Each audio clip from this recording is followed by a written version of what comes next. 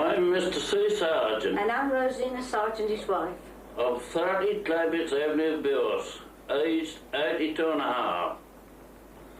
Born at Little Hawkley in 1906.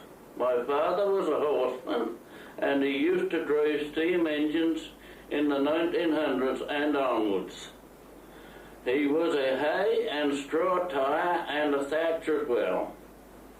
When I was 6 years old, I had to help in the garden. When I got to 9 years, before I went to school, I went from Otterberries of Little Hawkley Hall to fetch milk and butter and eggs.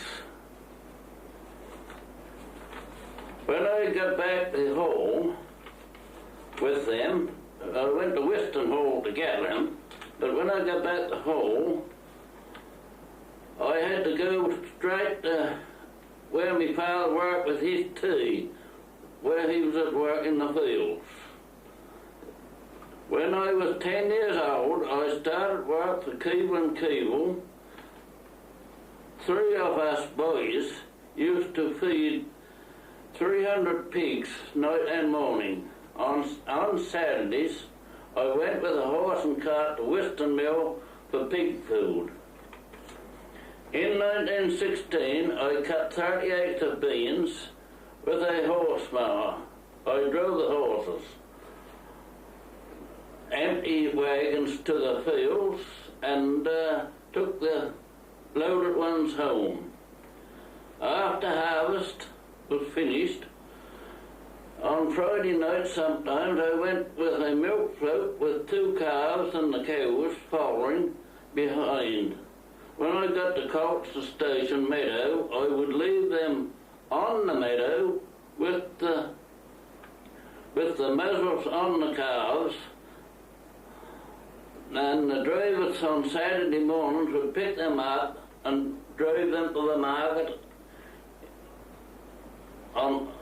And I would go with pigs and go down to the Hythe after slab cake for the cattle.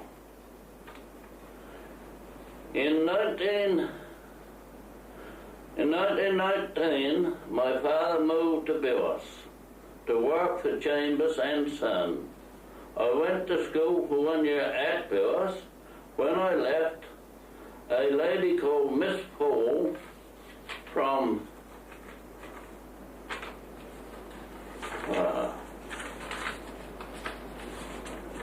Mr.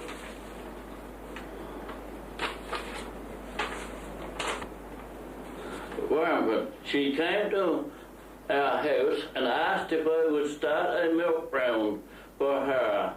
So Mr. Dredge bought some cows, went out and bought some cows, and 8 shorthorn cows. I milked them night and morning and went round Wormford with the milk in a donkey cart. After 3 or 4 months, this Miss Paul wanted a stronger man. So in the late spring, Mr. Emery came to the door and asked if I would like to take 2 horses of blackness. When I got back, he asked if I could load some hay. I said yes, and I worked for him for 22 years. As horsemen, cattle, sheep and pigs, used to do all kinds of farm work. In 1939, I was kicked by a horse and he burst my kidney. And I fell on a brick wall and hit me head. Between the 1920s and 30s, I used to drive fat bullocks to market, and I drove cattle to Markstay, to Norfolk, of Markstay Hall, and sometimes brought as many home. In 1941, I left and went to Boxford from Mr. Lowshark. For 2 years then, a Mr. Walker took over, and I was foreman for 2 years. Then I came back to Bures to Rovers Hall for 4 years. When I was in the cow parlour hand milking there was one Sunday, Captain Moring walked in, and he wanted me to start the farm up at Fish House as farm foreman. I was there till he retired, 25 years. Then I was 4.5 years. Then I was 64 years. Then I was 64.5 years old. Mr. Crackman came after me then to help him out on the farm. After I left, another place I got here. I missed out. After I left school, that's right.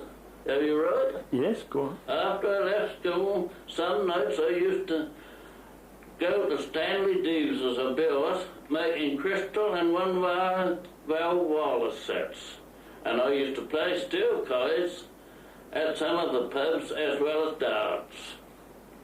When I wanted to come home from hospital, I asked if the staff nurse one night if I could go home. She said, I will ask the doctors. 2 doctors came in, looked at me, they said yes, because I never smoked. If I smoked, it would have all turned septic, so it healed the cell. That's your kidney operation. Yes, that's what I've got all wrote down. Yes. Now,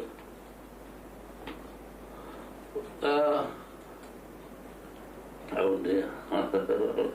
When you went that Great Orchard... When I went to Little Hawksley School, the teacher always used to get on us with cane if we was late to school, but Ben was going out with my father's tea and the milk that made me late. So she used to use the cane on us a lot. But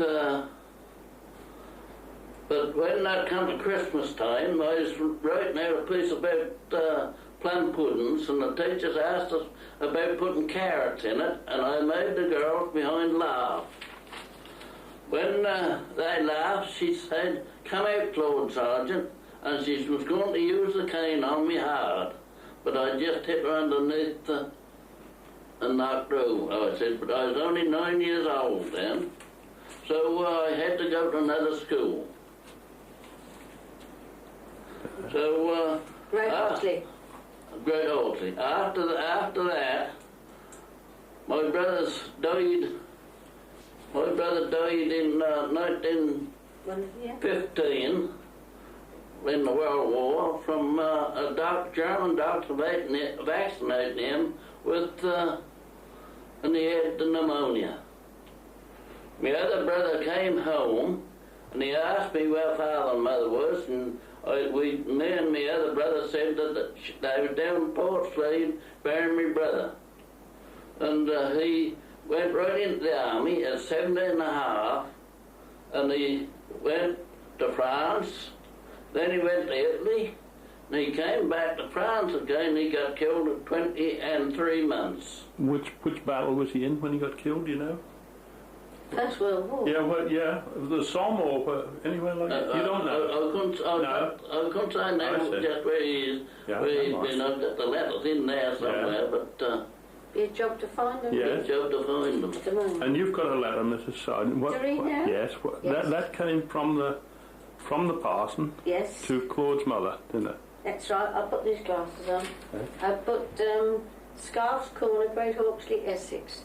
Dearest Sergeant, I am very, very sorry to hear of your terrible loss. Please accept my deepest sympathy. I will not come round. I'll see you just yet. I do not feel that I can. I have been round and seen so many of late that I cannot bear it just yet. I will come round and see you in a week's time. It is a terrible thing, but here is my hopeful in the little in life worth waiting for. But now death is worth waiting for, when you will let more be joined, don't you see it now, with your dear sons on the... I can't understand that word. Sons on the rescue time morning, when late will be as more weeping, so no more power. Your son has died for the country and has laid his life down for his friends, as it were. Our kind said he who it were, our kind said he would, who laid down his life for his friends, I can understand that properly, has been greatest love from you, may be fight when that he will be received by God into heaven. For had he lived a long life, he would have done no more than he has done to his worthy of everlasting life in heaven. I thought there must have been something the matter on Sunday, because when I asked Claud to stand up, he stood and not stole, and not as he was with his back to the congregation. He walked straight out into the vestry, and I am very sorry indeed if I had hurt your child, feeling as I had no idea that I had said anything out of the ordinary to have upset him, and now to see that the poor child must have been grieving for his brother and went. I can't understand. Can you see that word, please? Yeah, been where you got the brother and. Yeah, I can. And so went out. Mr. Sergeant, Mrs. Sergeant, my prayer go out for you in your great distress. May your comfort you in your bereavement. If you will let me know what Sunday I will have a memorial service for you, son. Near is the least that we can honour his brave life. And I remain yours sincerely, T.B. Singleton, Assistant Curate. And what date was that called? Is it dated? The letter dated? Has it got It's a on date on? Tuesday, but it doesn't say It doesn't say the day. date, no? No, it doesn't say the date, does it? No. No more, is there? No. No, born at Hadley. I mean, When you were single. When I was single, and I lived at Hadley, and my husband came over to see me, didn't you? No, you picked me up on that. Picked you up on the Anchor Bridge in Nayland, and then he came over to see me, Yes. and then Your maiden name was? Rosina Cundy. Yeah. Yes. And what else can I put? And then that's how we got together. You worked at the White Hart. Worked at the White Hart, yes. Pinched me coat. Yes, we pinched his coat, and then he'd come to see him. Then I'd caught a light, and then I was looking out the window to see if he'd gone home. And then the girl, his daughter, she opened the window and the curtains caught a light, and you had to come back and try and put it out, didn't you? Yes. Yes. And you've got 2 children? I got 2 children, a boy and a girl. My daughter's the oldest. And do you want to know the ages? Well, grandchildren. You get your grandchildren. Yeah, my grandchildren. I've got 3 grandchildren. One is 36 this coming March, and the other one is 19, the boy, and the girl is 17. Yes, and where else could I put? And my daughter won a scholarship when she was 11 down Bures School. And then she went to high school in Sudbury. Understand? Yeah. When I was 9 years old, I used to go sometimes after a load of turnips on a Saturday morning, and the horse jibbed and backed into a 9-foot ditch as I was going up a hill. And the horseman from the Lower Dairy Farm went to pull it out, and he hooked 2 horses on the neck and broke his neck and killed him. And then other Saturday mornings in the springtime and lawn mowing time, I used to lead a donkey And with a Dennis mower, and the man used to be with the garden, he used to be behind, holding the mower. And I'll say then I was born at... I'm Rosina Sargent and Cundy. Yes. And I was born at Foxearth. And was that right? And christened at Boxford Church. And I used to work at I met my husband on the Anchor Bridge, and he used to come over and see me, and then I came over to Wiston and we got married. And I have my grandchildren. I've got 2 children, one daughter and one boy, and then I've got 3 grandchildren.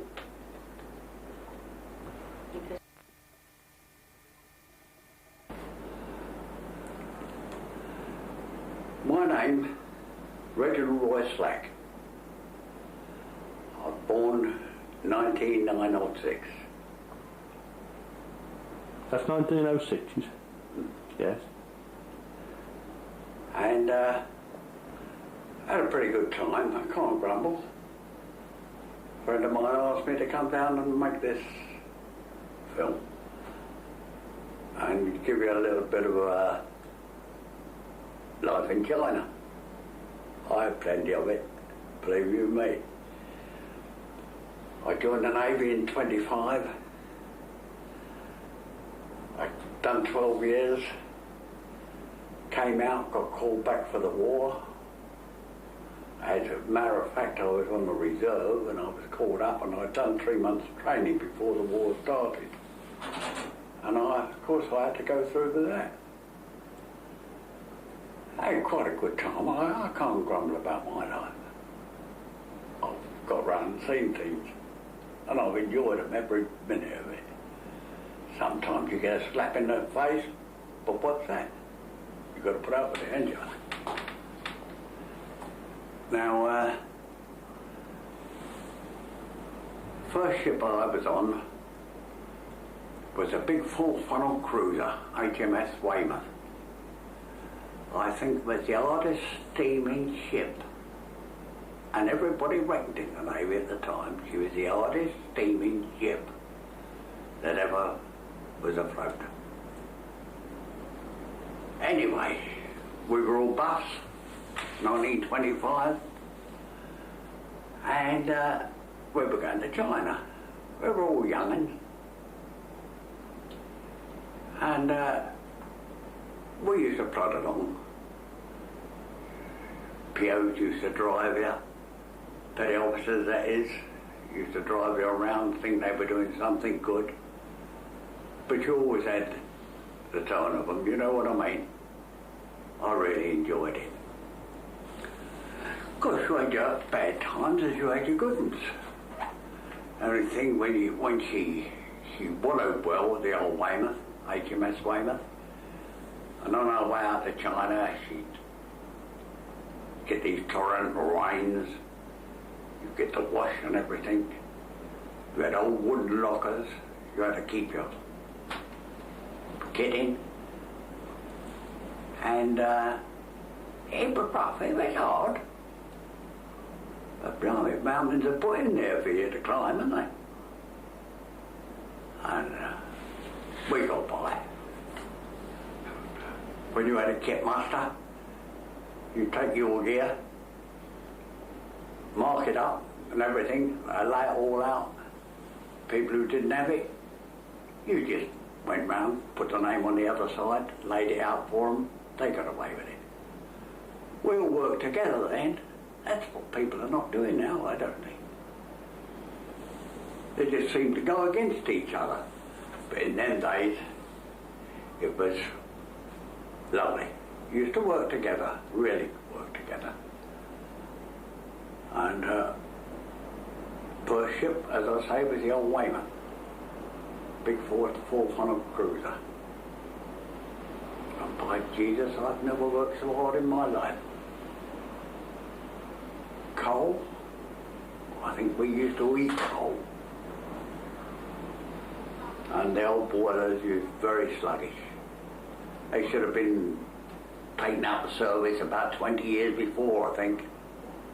They went all through the First World War, and they done quite good there because they were new ships. But when we got up, by Jesus, she was bad. But we struggled on.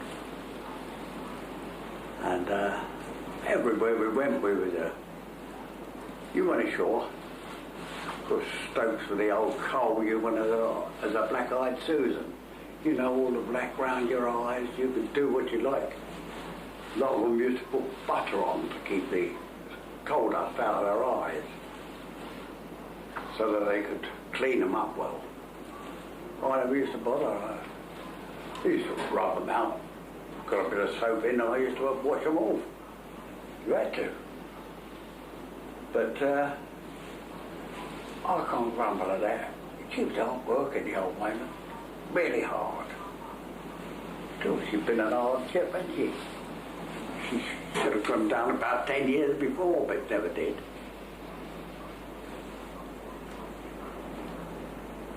Well, I can say this much with all when I joined the Navy. I was out of work at the time. I went in Fleet Street, tried to get paper round or something, get in the print, do this and do that.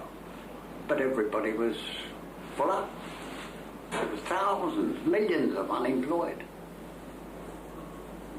So coming down Whitehall, I've been over there looking for work, coming down Foxearth Square, down Whitehall.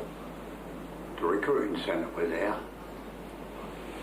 The Navy 1Q had the old post run. I thought to myself, well, I'll see about this. You know, I wanted a job. I didn't want to loaf about. I was never a loafer in my life. So I went and got in the service. Saw it and everything. I had the health and strength to pass. I know there was bigger blokes than me. There was about 27 of us went up to Whitehall, examined by the doctor. He came out, he shouted 2 words. I forget the other bloke's name now. Couldn't run out my name. Slack. Slack and somebody else was the only 2 that passed out the lot. And I was fit at the time. I'd been boxing for the Lynn Athletic Boxing Club. When Ted Broadrib had it, he was the instigator of that, you know, and Freddie Mills was all on the go. Because his daughter got married to Freddie.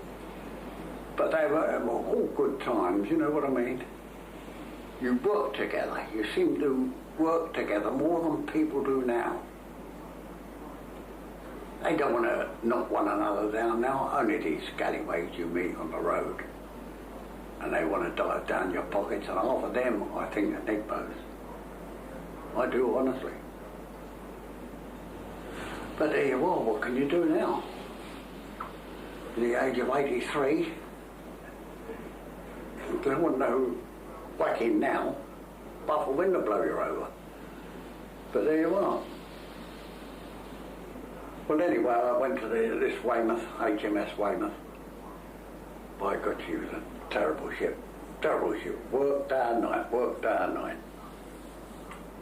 And you had to be half dead before they give you a dose of opium mixture, I think, on that ship, the Weymouth. Everybody tried to malinger, but there was no malingering. I know I had to go myself. That's how I know. But we took her out to China. In Hong Kong, there was this HMS Carlisle we were going to. God, she was lovely. She was lovely. All done out with white enamel inside and everything. And she had the old raised forecastle. She was only an overgrown destroyer. She was a small cruiser. Only an overgrown destroyer, as I say, but by God, she looked smart. She'd have just been painted. Well, the crew on the Carlisle came over, and we went across where they came from, and we had the Carlisle. Of course, football teams, cricket teams, everything, you know. And I meant to say, when you say you had a China fleet, you had a China fleet then. cruisers, the small boats, submarine parent ship. You had all them. Makes you wonder where the Navy is today. You never hear of them, never see them. But I saw all that lot. And a couple of them turned over to submariners. You were allowed to do that. But I didn't fancy that. It's bad enough on top of times without going underneath it. I thought, anyway. And also, after all said and done, I was looking after myself. Well, anyway, I got in and I met my brother-in-law, George Pascoe. That's Flo's brother. Him and I palled up. In fact, that's how I went out with Flo. We done the longest commission recorded since the First World War. That was 3 years, 2 months and 2 days. And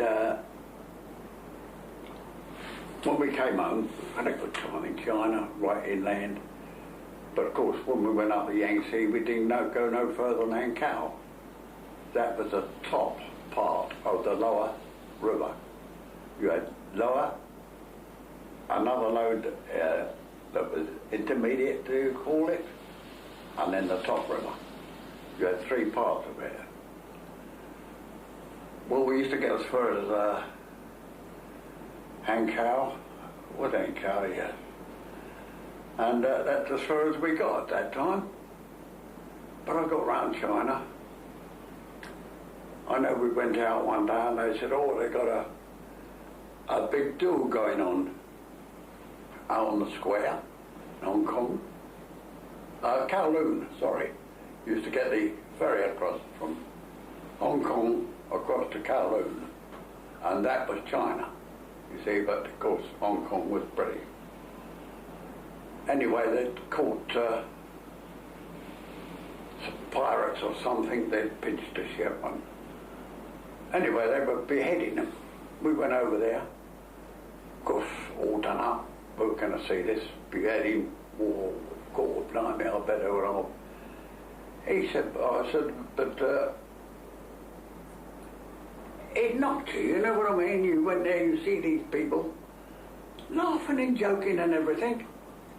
And they were the blokes who were going to have their heads lopped off. They were really the blokes who were going to have their heads lopped off. And they were laughing and joking as the bloke had his head chopped off. Right neat round there, you know. Just missed the bottom of the jawbone there. You saw it? Yeah. Yeah. Body kicking around, his hands tied behind his neck. Yeah. He's back there, and when the ropes come over his neck, he's kicking around like anything, running with no head on. It's marvellous. No, I think it's a marvel. See everybody running around there with no head on. Not up, but on the shoulder, like, and just running round in a circle. Yeah. No head on. Yeah. Of course, that was all done away afterwards. I think they might do it now. They used to have the hacking to pieces, 1,000 pieces. Take the body, chain it up and that, and pull bits out of you. Really pull it right out your flesh, everything, you know. And it used to be torturous out there. Then they're proper primitive. Yeah. When I was over old country, they were really primitive, you know, in their ways. Well, anyway, I on the Carlisle, we were out there 3 months, 3 years, 2 months and 3 days. Time we got home again. Of course, quite a few. I used to allow the old girl £1 a week. And she wrote, she said she didn't want all that money off me, £1 a week. I said she could have had the lot if she wanted to. When I got home, she said, yeah, young Jack, I've got something for you. She got me a bank book, £187 in the bank. I said, I went and drew it all out. I said, everybody in Walworth, I said, I think was drunk. You know, I think they were all drunk on that. But they all had a good time. All the presents, and Flo's got some now, my wife's got some in there now. that I sent to my mother, or brought home, the old fire screen, all inlaid with mother of pearl, that's still there, I know. I said that was one thing I wouldn't let my brothers pinch. I said, and several other little things anyway, I said, I've got, I said, the white prejudice of I don't know. I said, I've seen enough of them. But anyway, I always wanted to go, as I say, I wanted to go into China, or further into China. And Hankow was the furthest I could get on a proper ship. So I volunteered for Chinese gunboats. And they were little small ships.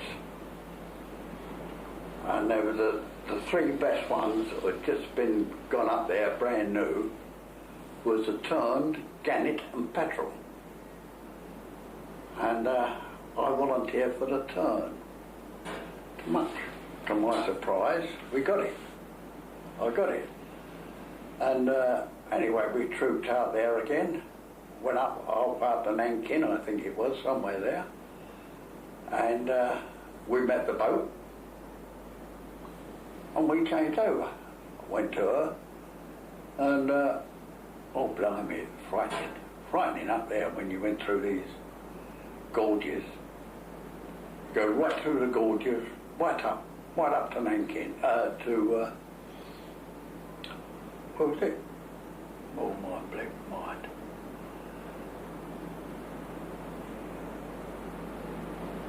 I just can't. What did I say we were just now? Never mind, Jay. Huh? Never mind. Carry on. Get the name of it. Yeah. You went up as far as you could go and have a good walk. Chunkin. Oh, yeah. Chunkin was as high as we could go there. As far as our Chunkin. And she used to go over the rapids on her own. You'd be down below in the firing space, honey had two little boilers, and she was turbo. And they were pretty good. Said, you sing out, stand by Stokes, give her all she's got. So we used to belt it on. You were doing 4,000 revs as you went into it. And she hit, shut her, and the bow wave used to go as high as a funnel, each side. And you might put up the best part of half an hour. When you got over there, you were all right, you went along again. But you had about 3 lots of them to do, so you should learn how to look and behave yourself with them. But we go right into Chunkin, right up to Chunkin. I've seen them beheaded, pick them to pieces, all everything. The torture they used to have there then, supposed to be the most sophisticated nation in the world, they told us, or the oldest sophistication in the world. But I don't know about that, I'd rather have been at home here any time. Still, money had to be earned, you couldn't waste your life. All the places we went to, Malta, Gibraltar, Mediterranean, Port Said, all them places, Singapore. It was quite nice to get there, you know. Standing around 3 corners, which they were doing at the time, 1924, 5 and 6. Things were very bad in England. And there was very, very seldom a job going. If there was, it was about 2 million people after it. Anyway, I got in the Navy and I signed up the 12 year. Never regret it. Of course, there's times you had a bit of a drip on. When you've been away for about a couple of years, you think to yourself, well, about time I got around with my own people. But of course, when you came home, you forgot all about that. Had a good time, had your wallop, you had everything you wanted. And then you'd say, right, it's time I've got to move on. And well, you came back, volunteered for a ship, China Station Preferred or something like that. How'd you go again? I forget the next ship. Oh, She was a big submarine parent ship. I forget the name of her. But anyway, we didn't go out in that. Or did I go in?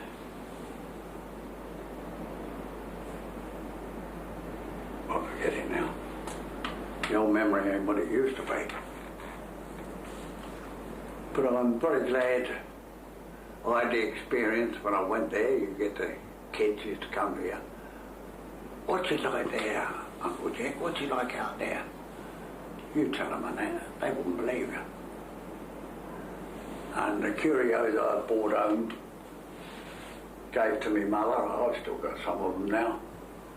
But my brother, he seemed to be very jealous of me. And I swear to Christ he used to take these things out and give them away if I wasn't there. I do honestly believe that, no. He used to be jealous of everybody, Jack.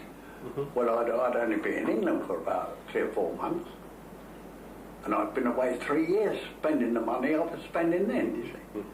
When I was skint, I'd volunteer to go away again. First draft out, don't matter where it was. But invariably I'd like China because you stayed out there longer. And I really enjoyed it. And then you finished your 12 years, and then what did you do after that? I finished my 12 years and I came out. I got married. Came out and of course the kids wasn't all that good then. I went night work and I done several jobs, but the pay wasn't good enough, I don't think. So anyway, I thought myself, I'll go back in here. I got caught up again for the war. So away we went. Of course, being old ship, you knew your ship. You had your reserve kit, you was a reserve kit. You took that down with you. Of course, went straight down into the drill shed. Didn't stoke the slack. I got to dizzy heights then. Yes, what do you want? You got all your kit and everything? Yeah. Well, over here, you. Well, they're smashing us on ships right away, you know. Out we went. I get the Blanche, HMS Blanche. War had just been declared. I don't know whether it was 5 days or 7 days after war was declared. We was running around Dover patrol, I know. Come in, fuel and out, fuel, load up, food and out again.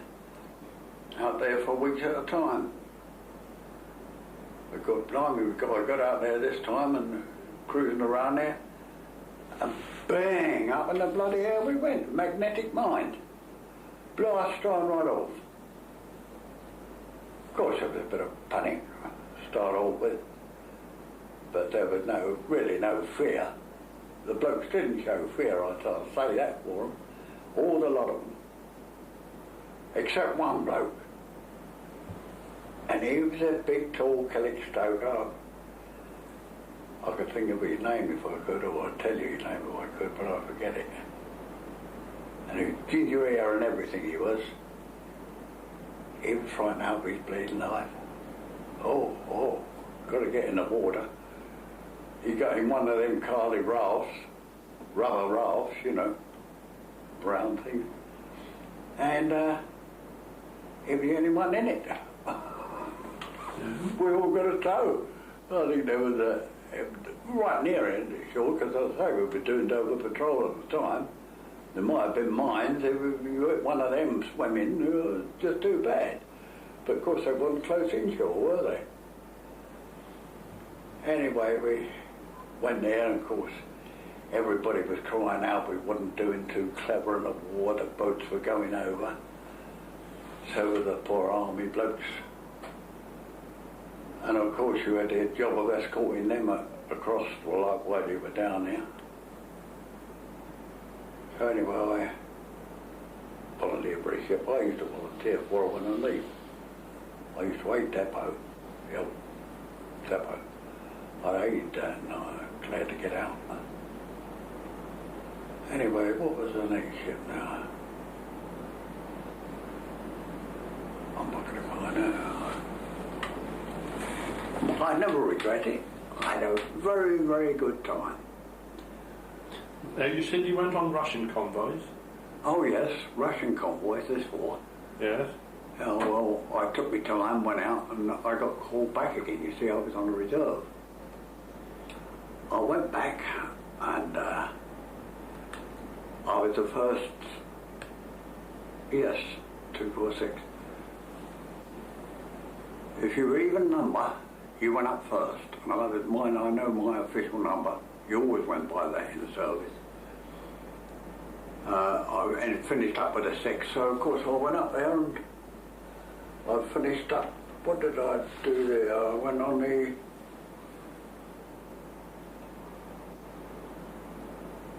No, I came out. I came out after the war. I came out after the war and I'd done about 5 years on reserve. At the same time, I'd done about 5 years in the Navy. I didn't get paid by either of them with the lumber you should have had. But they said to me, if you care to go back for another 3 or 4 years, complete your 22 active service, really active service, you will get a full pension. So of course I ducked and dived beginning and went again. And I was only still having a killick stoker, 3-badge killick stoker. Mind you, a lot of times I've never had my badges, I lost them. But why did you lose them? I'm getting boozed and that. Oh yeah. Yeah, I used to go and over the booze and all that, you know. They took them away then? Eh? They took the badges away. Yeah. Oh yeah. Anyway, I got settled down to it and I finished up as a 3-badge killick. 3-badge killick, and that's what? Killick stoker. Oh, yeah. Just leading stoker. I see, yeah. And I don't regret it. I never regret it. I really enjoyed myself. Yes. Now, what did you say your father done when you was a lad? Oh, he used to be an old hansom cab driver. Used to drive a hansom cab, yeah. Yeah, he used to drive a hansom cab. Yeah. And he was a good old boy, my old man. Wasn't one to give us a good hiding, mind you. Oh, yeah. He went about 16 stone. And if he threw you a right-hander, you knew you had it. But as a rule, he had his hand back in and used to wipe you. And that blood in here knocked our heads off, let alone anything else. And we were really tough. We were really tough. We come from Boyson Road, you know, as kids. Walworth, you said? Walworth. Yeah. Boyson Road is in Walworth. Oh, yeah. And we used to go out camping. Our holidays, we never knew what holiday it was with our mother and father. That was something out of question. And if you got to Boston Woods or something, or somewhere like that, you know, oh, that was bloody marvellous. You were in the country. You know what I mean? Yes. Yeah. But I don't know. The old days, I suppose they could have been better. They could have been a lot worse, though. Yes. Couldn't they? Yeah. I think so. Yeah. And then, yes. And then, when would you come out of the Navy? In the 50s, I suppose? Oh, no, later than that. Later than that, wasn't it? Yeah. Yeah. I came out then and I went, what did I do when I first got out there, Andrew? I wouldn't tell you better than I could. Oh no, I decided. And I went back in the Navy again. Oh, yes. And I got back. By going back for about 4 or 5 years, I think it was, that completed me other 10 on the 12 I'd already done, you see. So it made it 22 years. But the years between, war years, was never counted. I had to bloody do them like for nothing. Yes. I didn't bother though, it never bothered me as long as I got my old wages, I got my old pound of ticklers. And that's all I worried about. Promotion didn't mean a thing to me. Because I see 3 parts of them that were made killicks and such like. They wouldn't have got a job as a second-class stoker with us in my days. You know what I mean? Yeah. Bloke came aboard us, where was it? We just shut down overnight. Peacetime, like. We shut down overnight, and this bloke, he knew everything. Oh, piss off, you know. Yeah. And he said, son, what's your seniority? I said, my seniority? Who wants to know that? I do. He said, someone's got to take this mess over. We got about 20 or 30 stokers down there. And that wasn't all together, not unless you had to rouse them, you know. But I said, what do you want to know? He said, well, someone's got to... I've had the hook 18 months or something. The old hook on his arm. I've had the hook 18 months. I said, what, did you just join up then? But it's not, Helen. So he said, no, he said, how long you had yours? I said, when you were up and around your old man's ball bag. I did, honestly. I couldn't help it. I said, come here, you try to tell us what to do. I said, I've seen more ships go to the bottom you've ever bleeding seen you. Oh, I called him everything. Because I never liked to talk about the war, even when I came home, as I say, I was on the first destroyer, the Blanche. I came home. And my wife says, I met her, and she was heavy with my baby. She said, hello, Jack. How are you? I said, all right, Flo. I said, how are you? So she said, what was it? You done half look ropey. Something she said like that to me. I can't think of what she said, to tell you the truth. Some endearment, you know. But I said,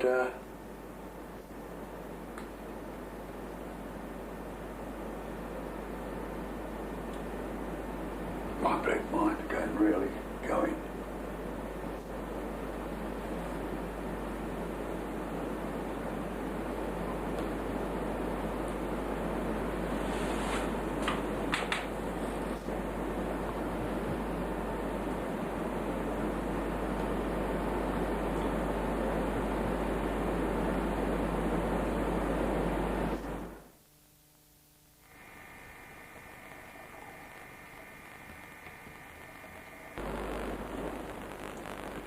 Well, I'm Donald McLean.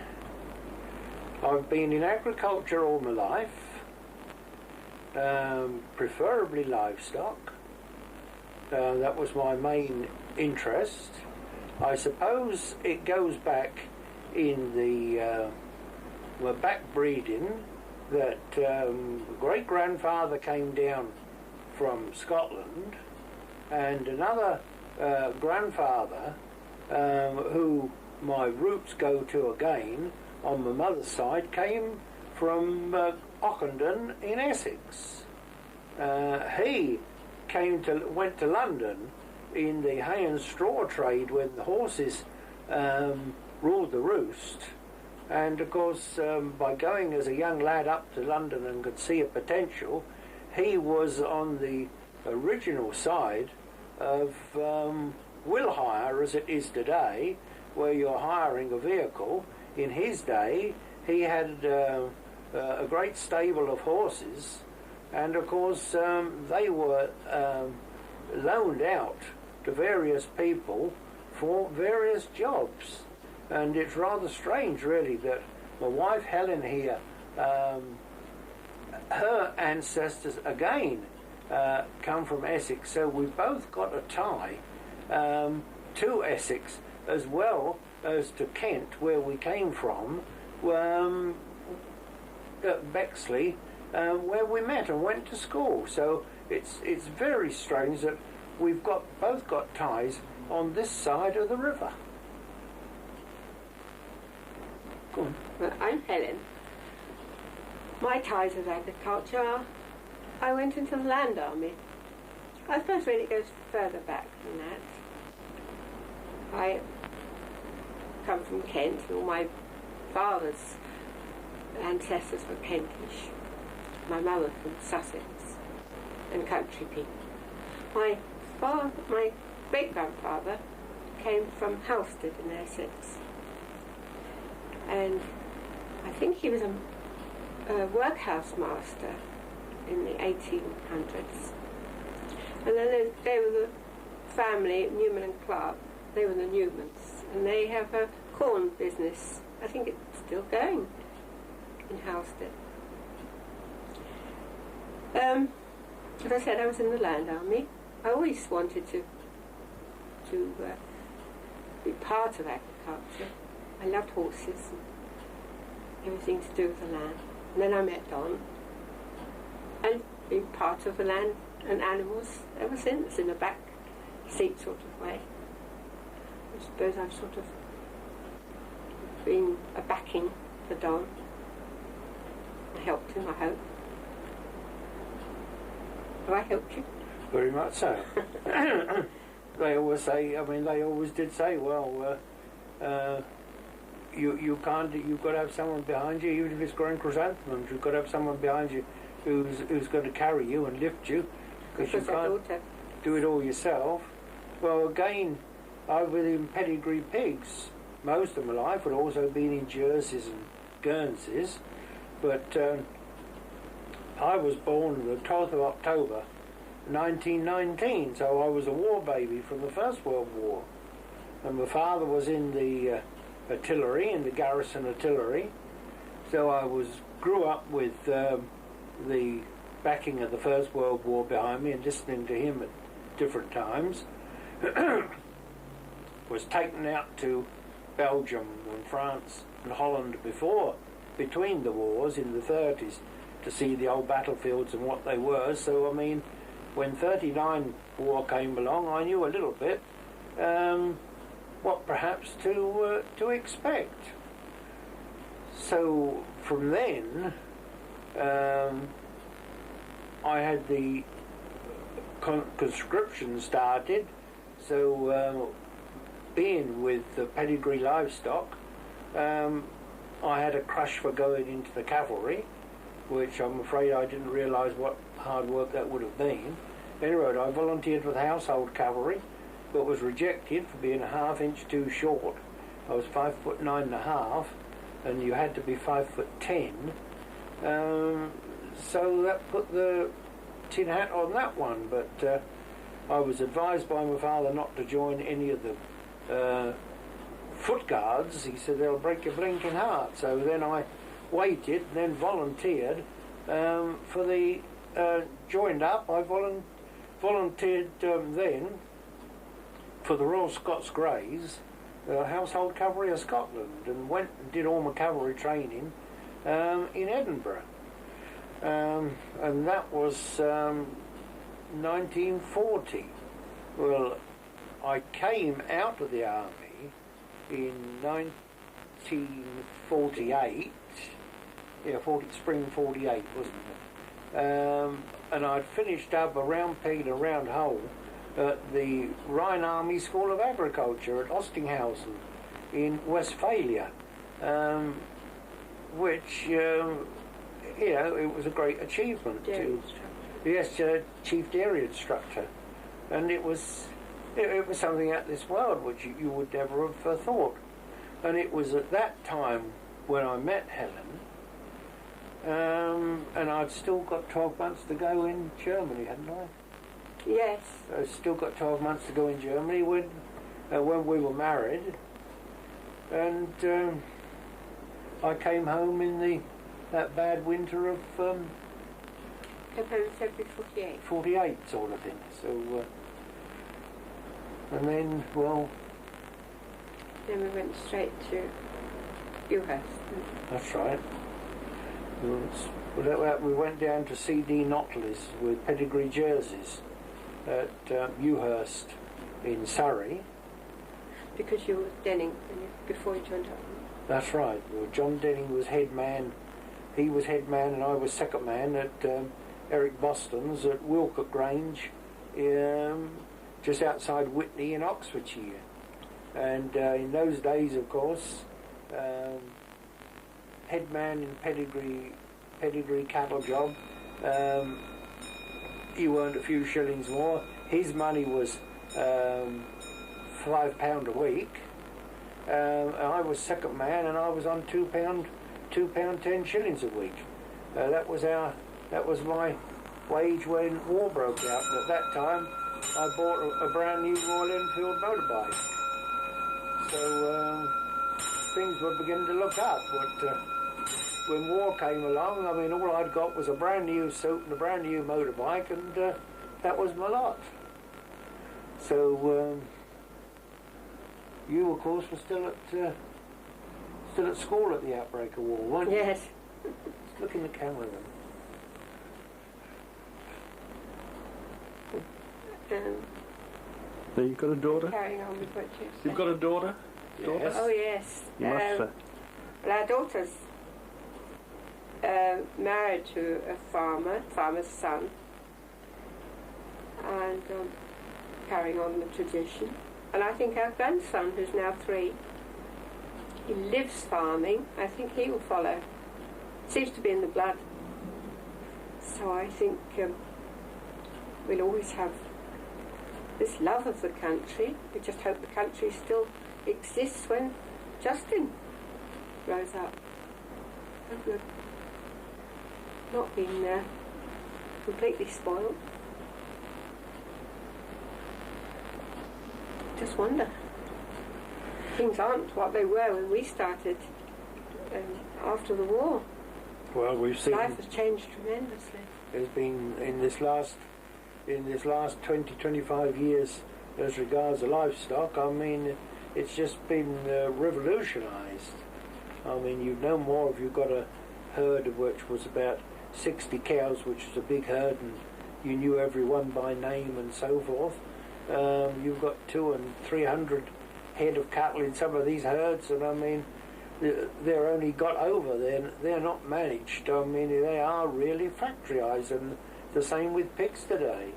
I mean, when I was here in Long Melford with Stafford Allens, we had no more than 75 sows, and you knew every one, and all the progeny from them, all the daughters, which were of course earmarked at 8 weeks old, and you've got a record of the progeny, of the year number, and their pedigrees bared looking into more than some of ours. And it was a great thrill to be able to say, oh well, I remember that Gilt's grandmother, she was so and so and she reared so many pigs, because I mean they were the records that you had, and they were the things, and that's how you improved your stock. But I'm afraid now with this hybridization, though I should say it, again, has stemmed from America, and we, like a lot of mugs in this country, have followed it on. Everything's a blinking hybrid. So, and I mean, they're all mongrels. You've got no idea. There's no quality, there's no taste, there's nothing at all in the actual pig today of what we knew it. She came to Stafford in 1950, wasn't it? Yes, we came to Long Melford, that's right, in 1950. And I suppose, really speaking, that Stafford Allens in those days, funny enough, we straddled the Essex and Suffolk border, because we had land in Essex and land in Suffolk, which was very handy.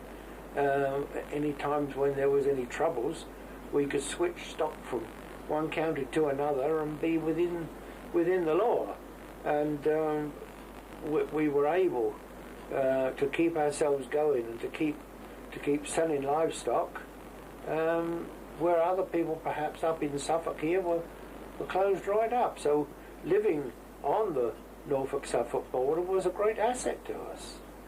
Essex, Essex. Suffolk. What did I say? Norfolk. I beg your pardon. Essex. Essex-Suffolk border. But the herd was recognised as one of the tip-top in the country, with successes at Olympia, the Dairy Show, and at Earl's Court, Smithfield, and at the Royal Show, and all county shows. So you were in Essex before we came here, weren't you, for Yes, 2 years? yes. Prior to that, of course, we lived at Diddlebury, near Saffron Walden, with Essex pigs. But I'm afraid they've gone. They fastly disappeared now to what they used to be, and that was a great after the war. Of course, the Essex pig was one of the foremost pigs in the country, and people again they've let them go, they've let them slip, they've virtually let them disappear. They were good mothers, good milkers, and a very ideal farmer's pig. But as I say, this last 25 years we've seen a lot of changes into agriculture. And again with all these sprays and things like that, which again we don't hold with. I think in your land army days you were using Yes, I suffered with nicotine poisoning. There was no restraint, very casual use of the basic sprays. There weren't so many used, but we used some nicotine dust, and I inhaled that. But there was nothing like the sprays that you use now. And of course, the fertiliser was all dung, natural dung. Well, it's only, as you say, fertiliser, which is not natural. I mean, whereas you kept your livestock on your farms, nearly every farm was a mixed farm with about 30 cows and about 60 or 70 breeding ewes and a dozen or so sows. Excuse me. You had a certain amount of muck, and your muck was your main fertiliser. It wasn't like all these chemicals on there today that you've got to be push more fertiliser every year to get bigger and better crops, because your soil, there's nothing left in your soil. Your artificial fertilisers wash through every year. You've got to keep replenishing. When you had a good old heaps of muck out there, it did put some body into the soil, which in a lot of farms, could certainly do with today. But this last, say, 20 or 30 years, the whole idea of agriculture has been revolutionised, which, to my way of thinking, isn't for the better. Other people might have different ideas. Right. Okay. Well, you looking back, your real introduction to shows when you were about 8 at Thursday. When you went to Thursday? Oh, my aunt took me up to Thurso for a holiday. But she had apparently been up there in the First World War. She was working. Friend, she? She's working up there. And whilst I was there, he was a sort of a quaint person. The local milkman always wore his kilt, and his now what's the name of his hat? Glengarry? No, not Glengarry. Tam Tam O'Shanter. He always wore his Tam O'Shanter and his kilt and sporran and that. And because he came round with his car and the milk churns in the back, I soon got hitched onto him, and used to go back to the farm with him after he'd done his milk round in Thurso. And it was whilst I was there that I had the opportunity. Now, whether it was the Caithness show, I'm not certain, but it was out of Thurso that I went to the first agricultural show that I ever went to, and I was 8 years old. And my aunt always says that there was a Berkshire sow laid in the pen with a red card above it, and I virtually stood by that pig nearly all day. So whether that was my first introduction to an agricultural show, well, I suppose it was.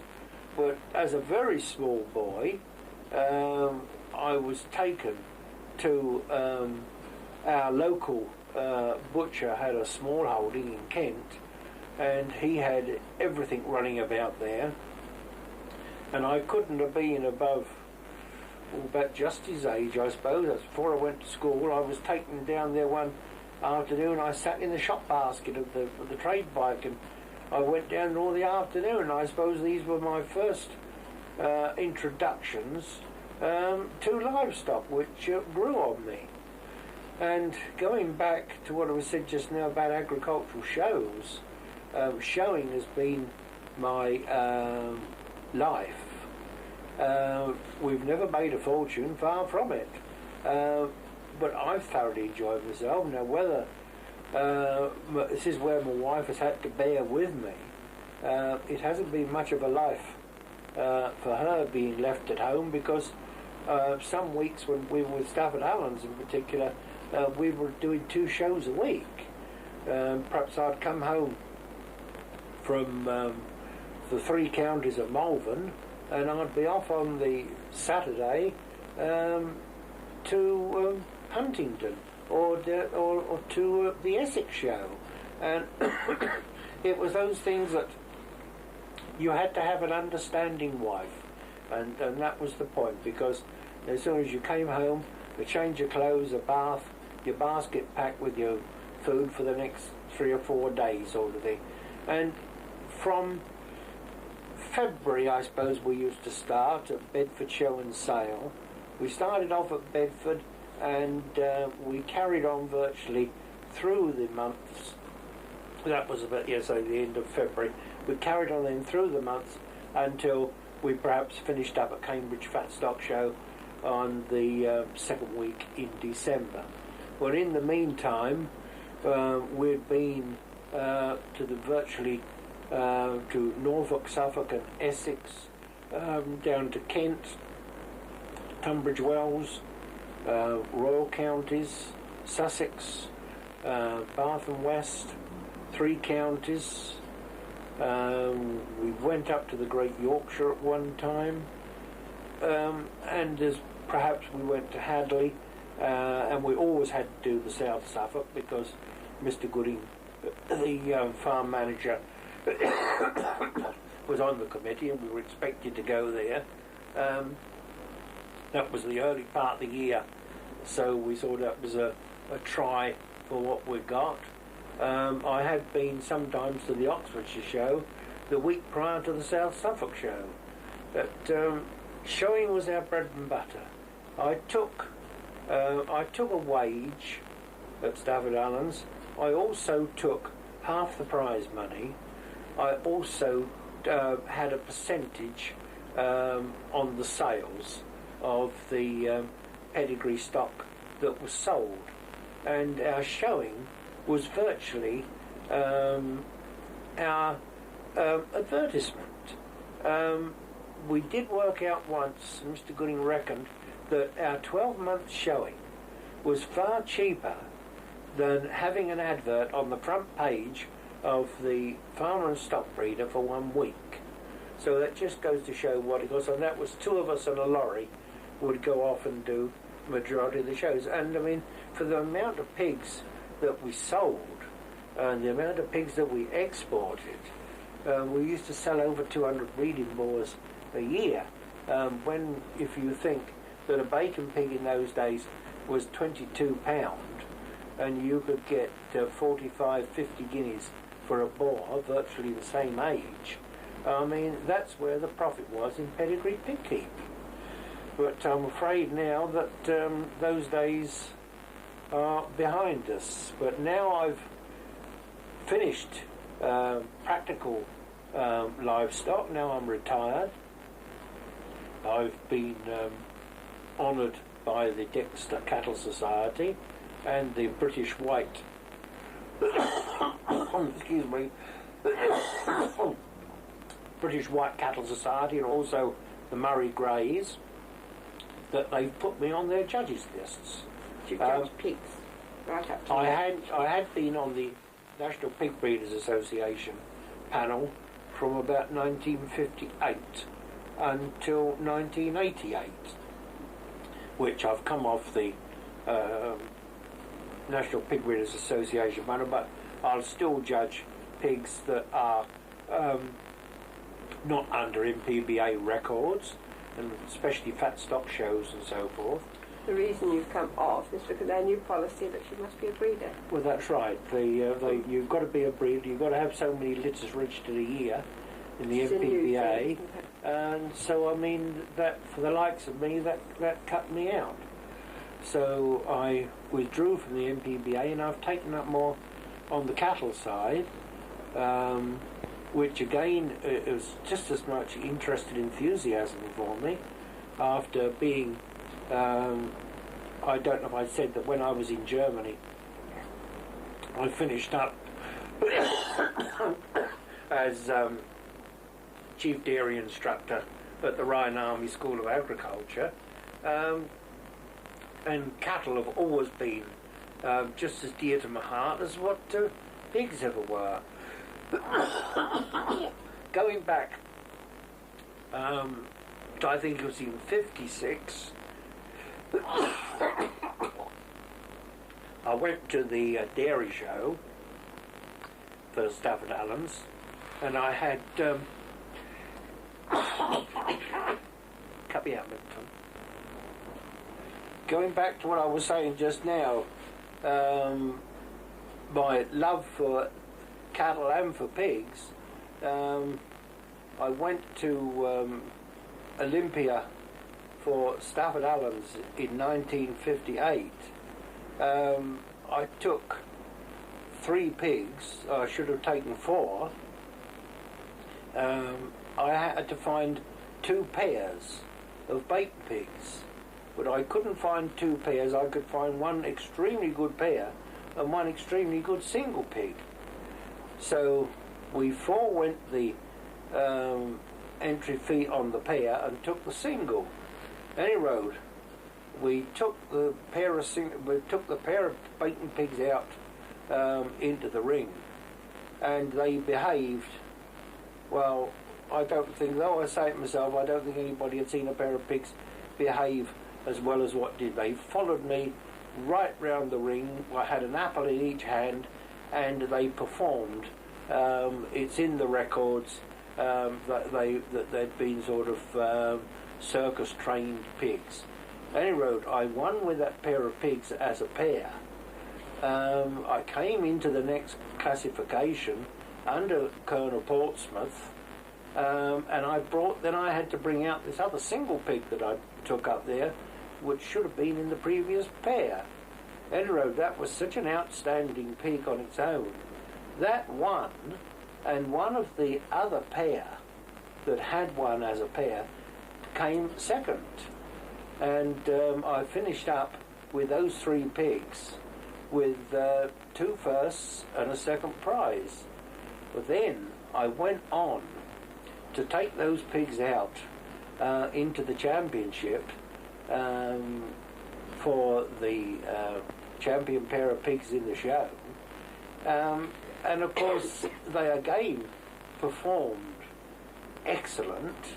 They paraded round the landrace pigs that I was up against in there.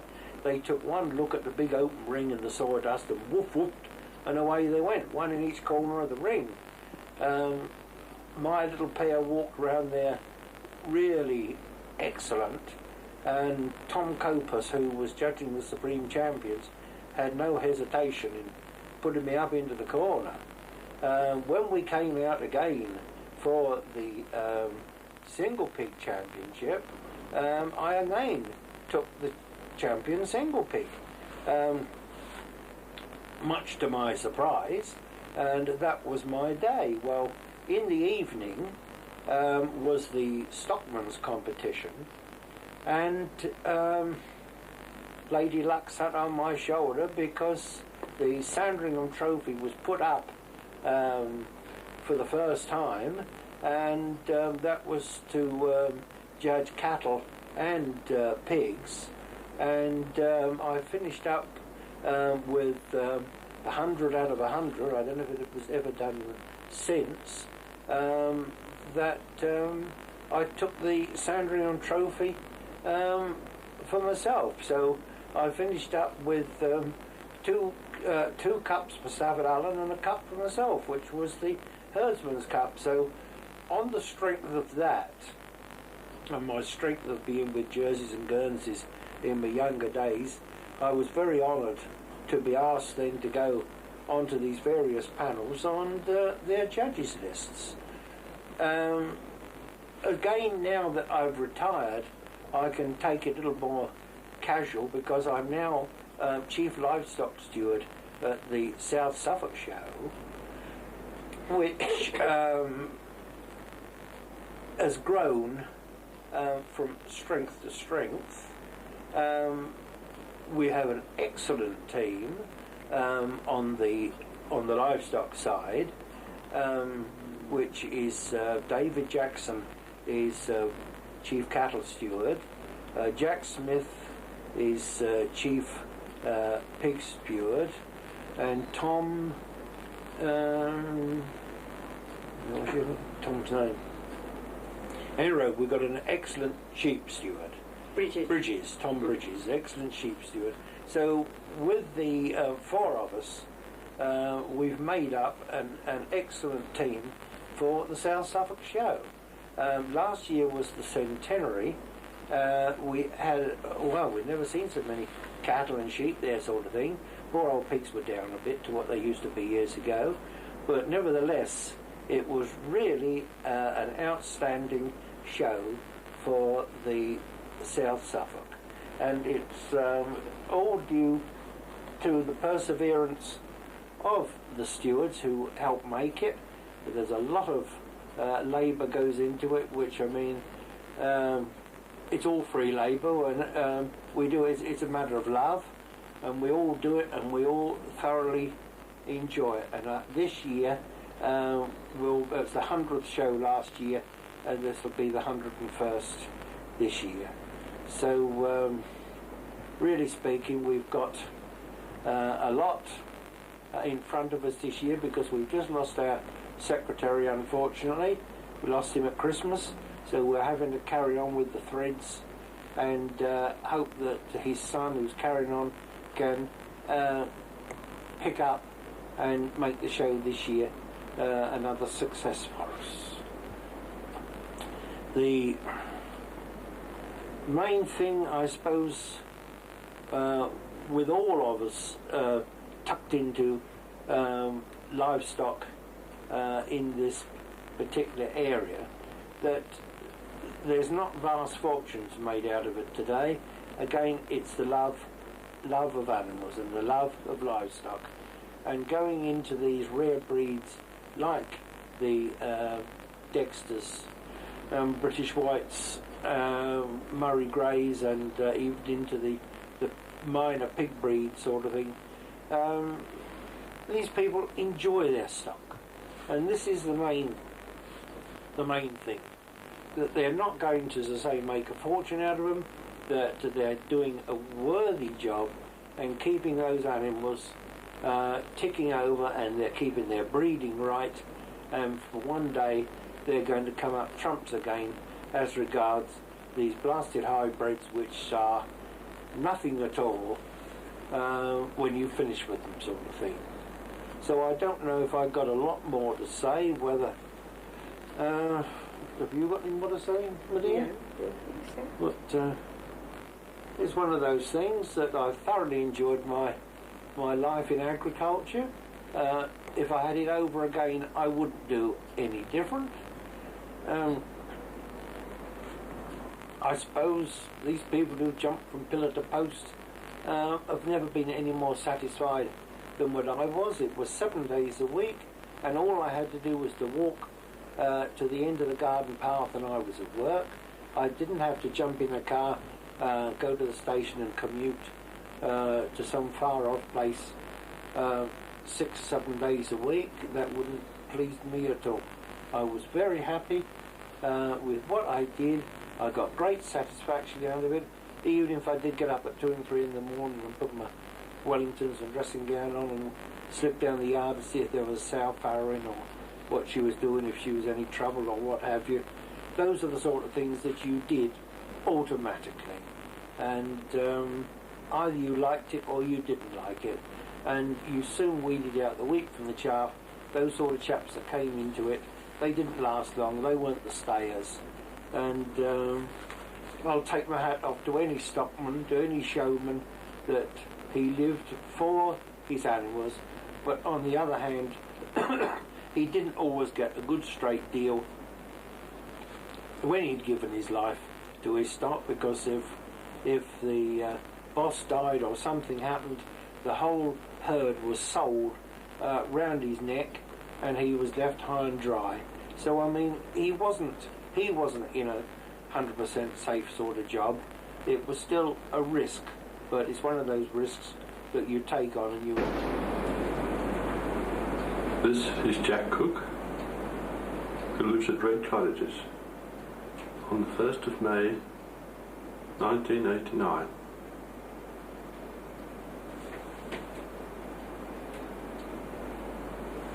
I was born in Long Melford, in Southgate Street. Yeah? And we moved to Foxearth for the second time and lived in Cook's Cottage. What year was you born? 1905. 1905, yeah. Have you lived in Cook's Cottage for the second time, yeah? My father was the drayman for Mr. Warden, David Warden's sons. That was Teddy Cook, wasn't it? Yeah. His name was Teddy Cook, and he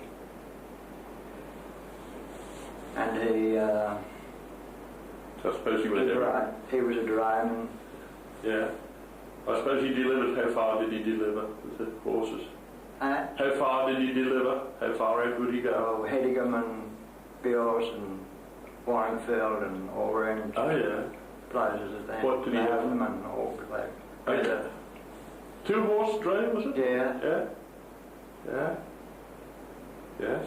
Yeah, carry on. And you won a turkey, you said, one day? One day on his rounds he won a turkey, and he took it across to the village club and rattled it off again. So you didn't have a turkey? Oh. Yes. And you left school? I left school in 1919, Foxearth School in 1919,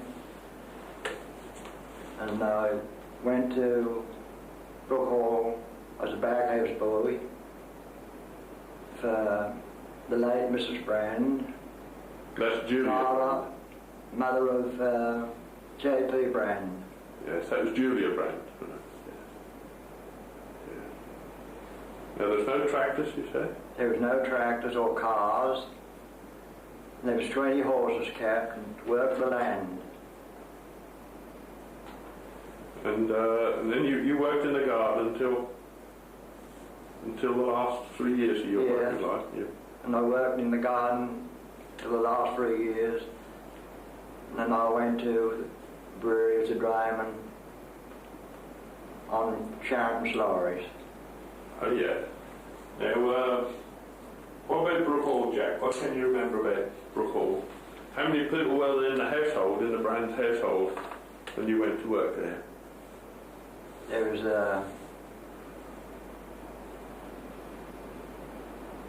Mrs. Brand, I suppose? Mrs. Julia Brand, yeah. And Miss Ethel Brand, her daughter. Her daughter, oh yeah. And a housemaid. And a cook. Oh yeah. Yeah. Now, the coach road, Jack, you tell me it's called the coach road because the coach used to go up and down there, didn't it? Yeah. It always went that way, it didn't come up this way towards Foxearth, it always went down that way, didn't it? Well, mostly. Mostly, yeah. Yeah. And you say they used to have to sweep the road every Saturday morning? The coach road was cleaned and swept, ready for the coach to go to church. on a Sunday morning. Yes. And what was it? One horse coach or two horses? What? One horse coach. Yeah. And what was it? What do you call it? What sort of coach did you call it? A brougham, did you say? A broom. A broom. Oh, one was a broom, yeah. And then another one would be what? A cab. Just a cab thing, yeah? One horse, was it? Yes. And whose coachman did you say? The sort of chap's name? Rolf. Rolf, yeah. He lived next door to me, up Yeah. in Brookall Cottage. Yeah. Yeah. And you didn't know old Thomas Brandon? No, I didn't know him. He died before you came to work here, yeah. Now, the football club, Jack. Do you remember the football club being formed after the war? Yes, I remember the football club being started again after the war. Yeah. And I knew several of the players who came back. Yeah. Joe Oakley was the captain, Fred Shinnery, and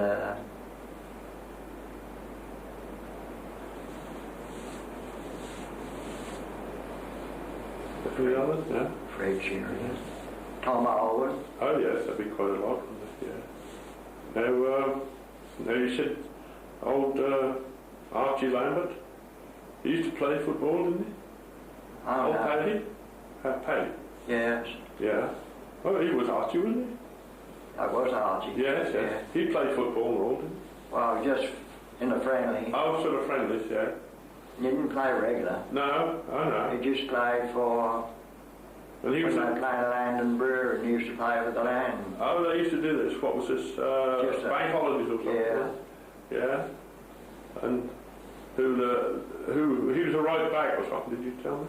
Yes, he played back with the rector was then Mr. Carpenter or Reverend Carpenter. Oh yeah. Yeah. And what did you say? He used to say? Oh, Paddy Lambert used to say. You played the man and I played the ball. Yeah, that's the way. Yeah. Now, when did you get married, Jack? What year? 1935. Yes, and you've got one daughter. Yeah. Yeah. And two great grandchildren. Two great grandchildren. Yeah.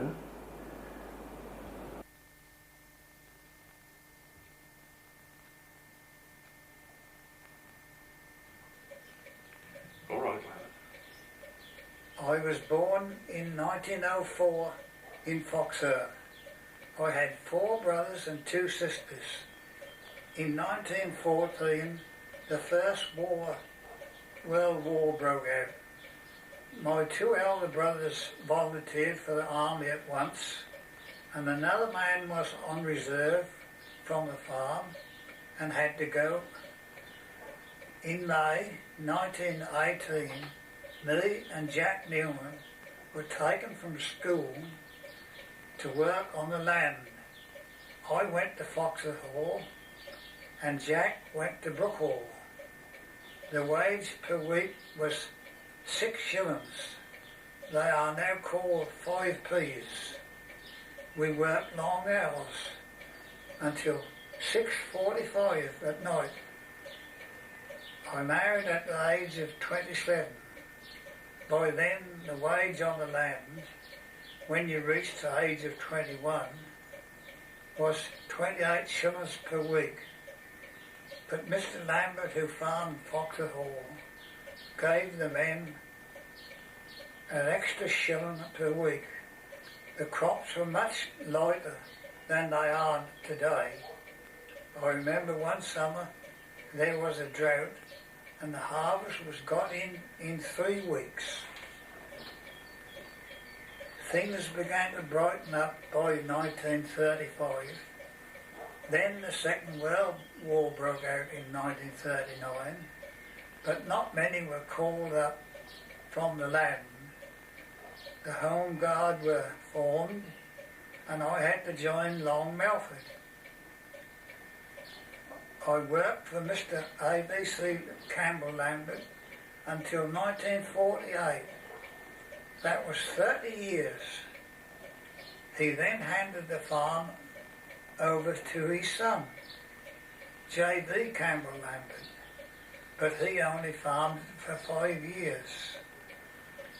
He then let it to a yeoman farmer named Chapman and went to Shropshire, where the Lamberts had an estate of 500 acres.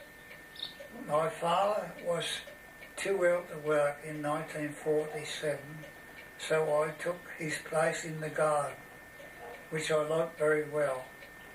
But after 9 years, I left, as Chapman would take me out of the garden onto the farm, and the garden went behind. I went to work at a plastics factory at Glemson for 3 years, and then back to gardening at a factory called BBA, which had flowers and shrubs around every building. I was there for 3 years. Then I was ill and did not do any more work. I was 64.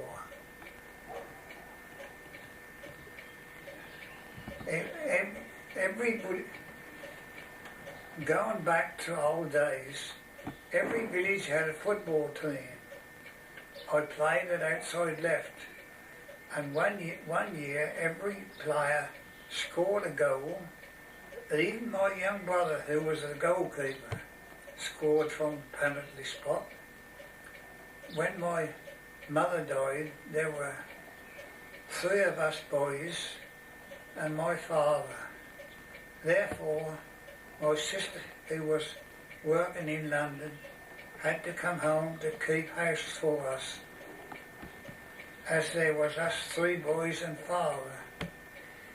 We had some gay old times. All right. Ready? Yes. We had some very gay times in the evening. My father used to go to the club and play cards with the men, and us boys formed a small band.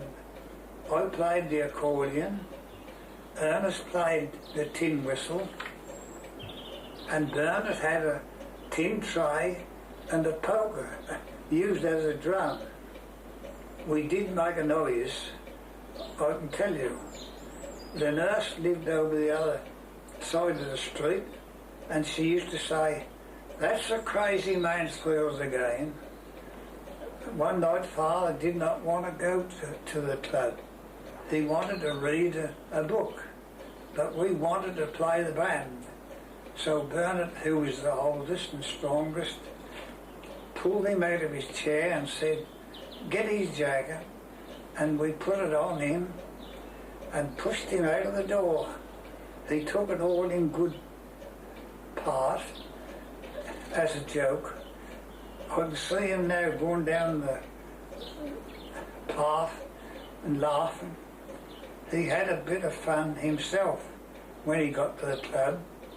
He was playing solo whist, and he had a full hand, and he did not show it. He played it out backwards, and the men grumbled and called him everything, but he had his laugh.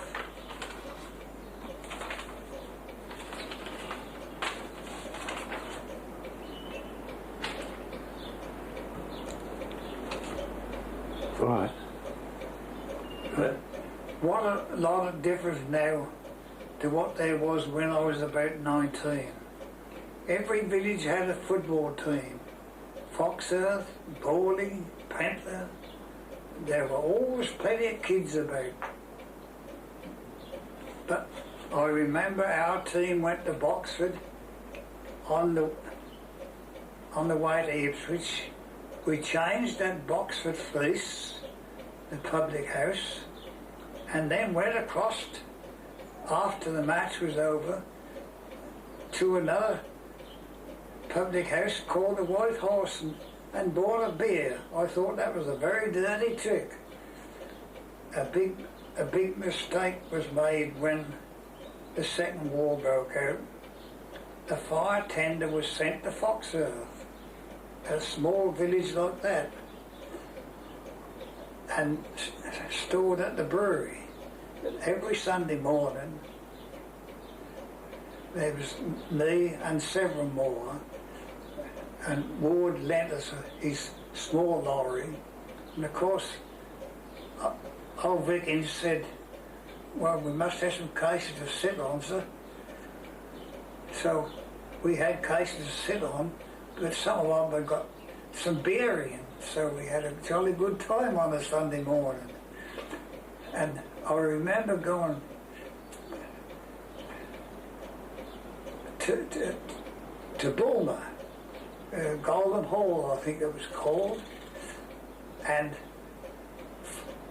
there was a family there that had come right down from Scotland, and they lived there, but I don't know how long they were there, but they came from there to Brook Hall. And I'm speaking to the very man now.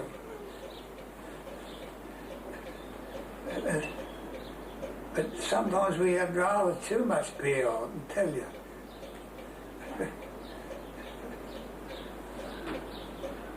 But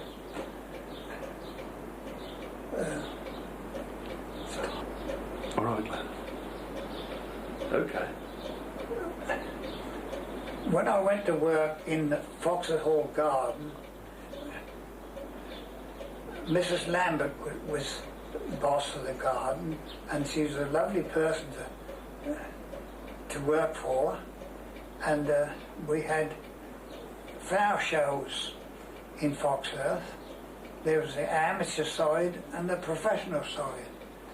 Well, I used to grow stuff at Foxearth Hall for the professional cup, and also grow plenty of stuff in the own garden for myself. And 2 or 3 times I won both cups, both the professional one and the amateur one. But people got rather annoyed and jealous, I think. And so at the finish, I fell out showing myself, but I used to show for Mrs. Lambert until the whole show packed up. I think it was for want of money, but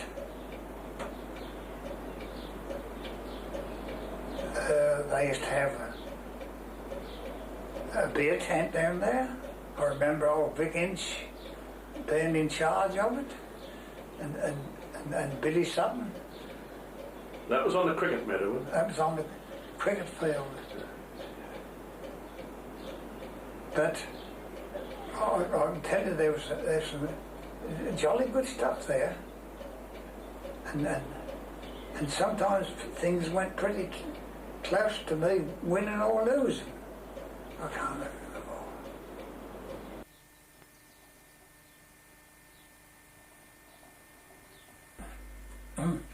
All right, Tom. My name is Talbot Hawksby, or Tommy Hawksby as they call me nowadays. I farm at Belsham Walter, a place called Clark's Farm. I originate from Denmark, and before I say too much, I will just enlighten a bit of my upbringing. I come from a small farm in Denmark. My father farmed 80 acres, and some of the poorest land in the country. Some was head and moors, in fact, some which were partly ploughed up, but we were a very, very poor family, but the only thing about that, everybody was poor, so it didn't matter so much.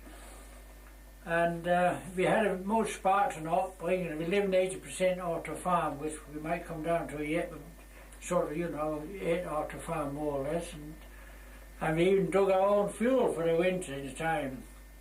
We had a day's herd of 12 cows, which was quite a medium farm out there these days, and follows plus 6 sows and 4 horses and a number of pigs, etc., and poultry. but that's one thing in those days. There was quite a happy time on the farm because everybody was the same. And there was a lot of children on the farm, and many farms. You know, not like these big farms now where you can't see all the bush in the once in a while. You see, farmers were much more social these days, and they of course mixed up well with each other. There's one thing all had in common: had plenty of children, and so that created a good life for the farming community in general. We didn't start going to school before I was 7, but somehow I managed to get something into my head, and we left school when I was 17. Then after that I went to agricultural college and also youth school, which took about two various 2 months, always in the winter months we had to do that. After that, somehow I've been out working on the farm every other year. My father, one of my sons, my brother was home on me. We had to go out on the farm and earn a living, and every other year we were home and work for nothing for my father. That wasn't very good. But anyway, cutting a long story short, I went to agricultural college, as I told you before, and a friend of mine there had been to England. He thought had a nice time he'd had, so I was about 23 at the time, and I 24, I forget now. And I came over here. I bought a ticket from here to 29th of February, or 20. Yeah, that was about February. Of course, it's a leap year day or whatever it is. I came here the first of March in England, Lenten Hearts. It was a very stormy night, and that was not very good. But anyway, came here with half a crown in my pocket and I started working on the farm as a cowman. That went very well. I milked all of the cows. I was an elderly cowman. He was nearly 70, and I had to do all the milk, and he took all the money. However, cut a long story short, after I'd been with him about 6 months of war broke out, so I got a sort of model. I didn't know if I ought to go home or not, or shall I stop, and they wasn't too clever to cross the North Sea these days with all the war going on, so I sort of couldn't make up my mind. Eventually I stopped here, and coming spring, and then when we get into the war, it got worse than ever, so I would certainly decided to stop in England for good, and but I wasn't getting a lot of money down there. I only had £1 a week in my food, and that wasn't a lot of money even these days. So I gave him notice, and so I found myself a job in East Suffolk. And there I worked on a farm that's not far from the coast. And I told us soon to go out there. I got chased out again because I didn't want the foreigners so near the coast. So I went into Huntington near Bures for another job, chopping sugar beet out, stuff like that. I was slightly better off, but anyway, they were always short of people on the farm these days, so I got a job. Not now like this. They did at least have people on the farm these days. They haven't got much there now. But anyway, however, I came to a man, Mr. Bell. He was an extraordinary chap. His father was a big noise from the city. He didn't have much idea about farm, but he had about 800 acres there. And he kind of took to me, and he said, he sort of put me in charge of the farm and everything else. I could hardly speak the language. There's another thing, when you immigrate, this language is a much bigger problem than people think sometimes. You're not only got to get into the language, the culture, the business, but it's quite a sweat. Mm-hmm. However, I mastered the language somewhat, and after about 12, 14 months, and I've been in England, and then one day he said to me, I think I shall go to the war. Oh, said, you going to go about me? Well, you don't need to go to war. You're the better farmer of us two, he said. So, well, that's rather nice to know. However, so he went into the war, and he got in the coastal command. He was stationed at Lowestoft. He was a jolly nice fellow, but anyways, being war what it is, he entrusted me with all his land, and he gave him a power of attorney and everything else. He came home fairly regular, and we did the rounds of the very hosteleries and had a drink or two. That people did do in the war when the pubs were open. Anyway, cut a long story short, then he went to America after that, and so he gave me power of attorney for the whole, and I could do what I liked with all his property. And coming home one day, he said, we'll go to Lincolnshire and buy some more land. So we bought some more land in Lincolnshire and hired a lot more. So I landed up doing the war with farming just about 2,000 acres in one lot. And it was not all that clever these days with labour, as people well know, anyone living that long time, but we did manage somehow, but I can assure you I didn't have a holiday for 6 years, not one day. The only day I had off when I got married, that was on bank holiday Monday, 1941. I married a girl from Oxford, that's where we came first. So anyway, with a lot of sweat and all that sort of war went on, and we had quite a lot of damage done to the property stuff up the war was there, and I went to London. I was the only one that drove a lorry to London in the Blitz, but I did that. I learned to drive the hard way, you might say. I never passed a driving licence, but anyway. So I went in, and all went well. And although war was a grim time, it was a very, very interesting time, and everybody. It was a fantastic spirit among people, whoever English or whoever they were called, or the foreigners, anyone who got sympathised with them. But after that, when the war sort of finished, just about when it finished, my boss, he came out of the armies, and he said to me, I don't know, who, I don't know, I think I want to emigrate. Oh dear, I said, so he's that whole sort of people. So he tried to emigrate to Australia. Well, that meant selling everything up, and he had sold his land in Lincoln. We had a little bit, I rented with a friend of mine myself, and he had to rent it about 1,800 acres of other people, but he let the whole lot go, and he went to Australia. And and the farm I had, that was the only one he owned, he sold that. Cut a long story short, so we had to look for a farm down here. Okay. Well, after all that hustle about my boss going to Australia and elsewhere, and I was sort of left to find a farm.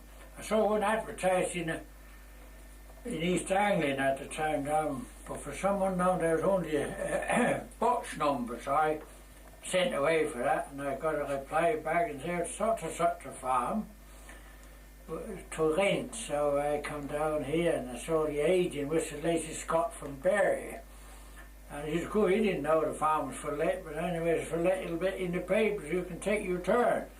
So I had to wait. It advertised eventually, and it came in the papers. I came down here again and I had a chat with him, everything else, and eventually I met him once, and he had Newmarket here. That time he ran the market at Newmarket, the old latest Scot, he's dead now, but however, he was an extraordinary chap. He's really one of the old school, and he was I don't know, he was sort of very straight-laced, but anyway, he somehow took to me and said, you come down there. I got 3 of you picked out to look for the final tenancy. So I got up to down here and missed myself one day, and sat outside there, and the chap that came here, he was in here about half an hour, and I said, good Lord, I've got to see. And the next one came in, I was the last one in, of 3 was sat in the room just in there, those days, and I was in, when I came in there, I was only in there about 5 minutes, I said. So I said, well, I better best go back to Lincolnshire again, I don't stand much of a chance. But strangely enough, he offered me the farm in the day or two after that. And later on I asked him some while ago, why did he give me the farm? There were 2 things I liked about it.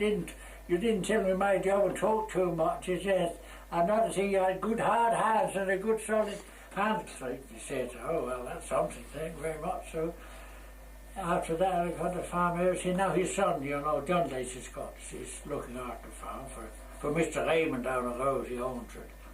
Luckily, they're like a young farmer for some unknown reason.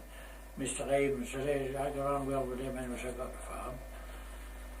So I had sort of said about farming in my usual manner. We didn't have an awful lot of money, but I had plenty of hope and charity and all that, so I got stuck into it.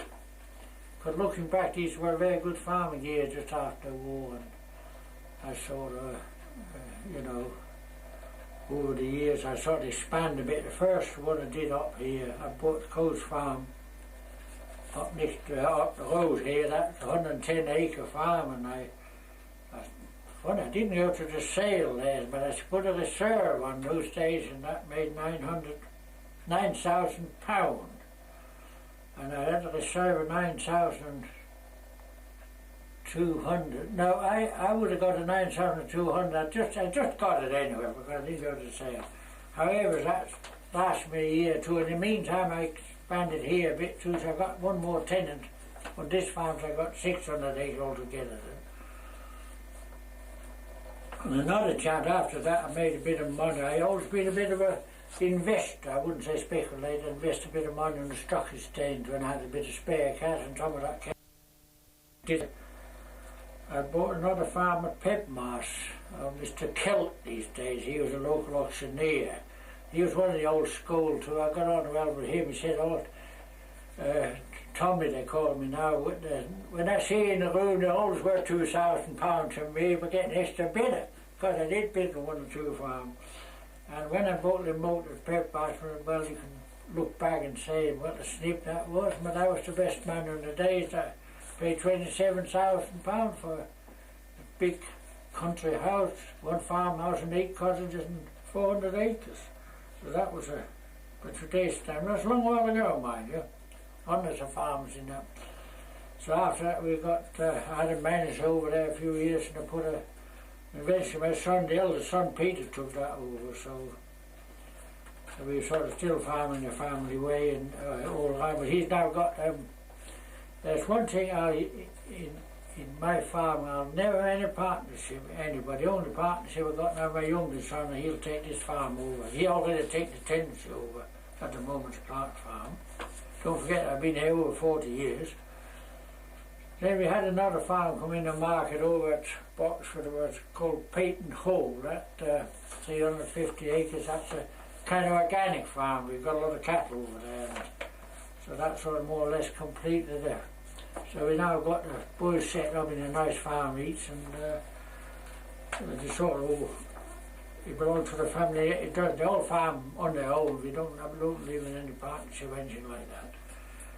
They may rent some of the land off the sisters and that sort of a different matter. But anyway, that's a set up at the moment. It might sound a bit sort of exuberant to a lot of people, but I think it's been a lot of it's been quite a hard slug over the years, and I've been quite lucky in a lot of ways and all that sort of. But when I look back, and I had tremendous good upbringing. My father, and they're very old-fashioned Victorian people. Although they're small farmers, they got the sense of integrity and stuff like that stand in good stead now. I don't really know what else much I was going to say. We've got more or less established now in our farming pattern, and I shall retire now that one of these days. And now you're president of the... Oh yes. Now what did you just stop for a minute. Okay. I have over the years been had certainly posts at the parish council, and been in the chairman of NFU and chairman of the South Suffolk Agricultural Association. Even last year I was president of that, which is very nice to be asked to do these stuff and sort of, contribute a little bit to the social environment of the district. Otherwise, there's not a lot more to say. I mean, I'm getting over, I'm 74 now, so I shall soon retire from farming. So there you are, so I think I can close with that remark. Yeah, I can't think what it.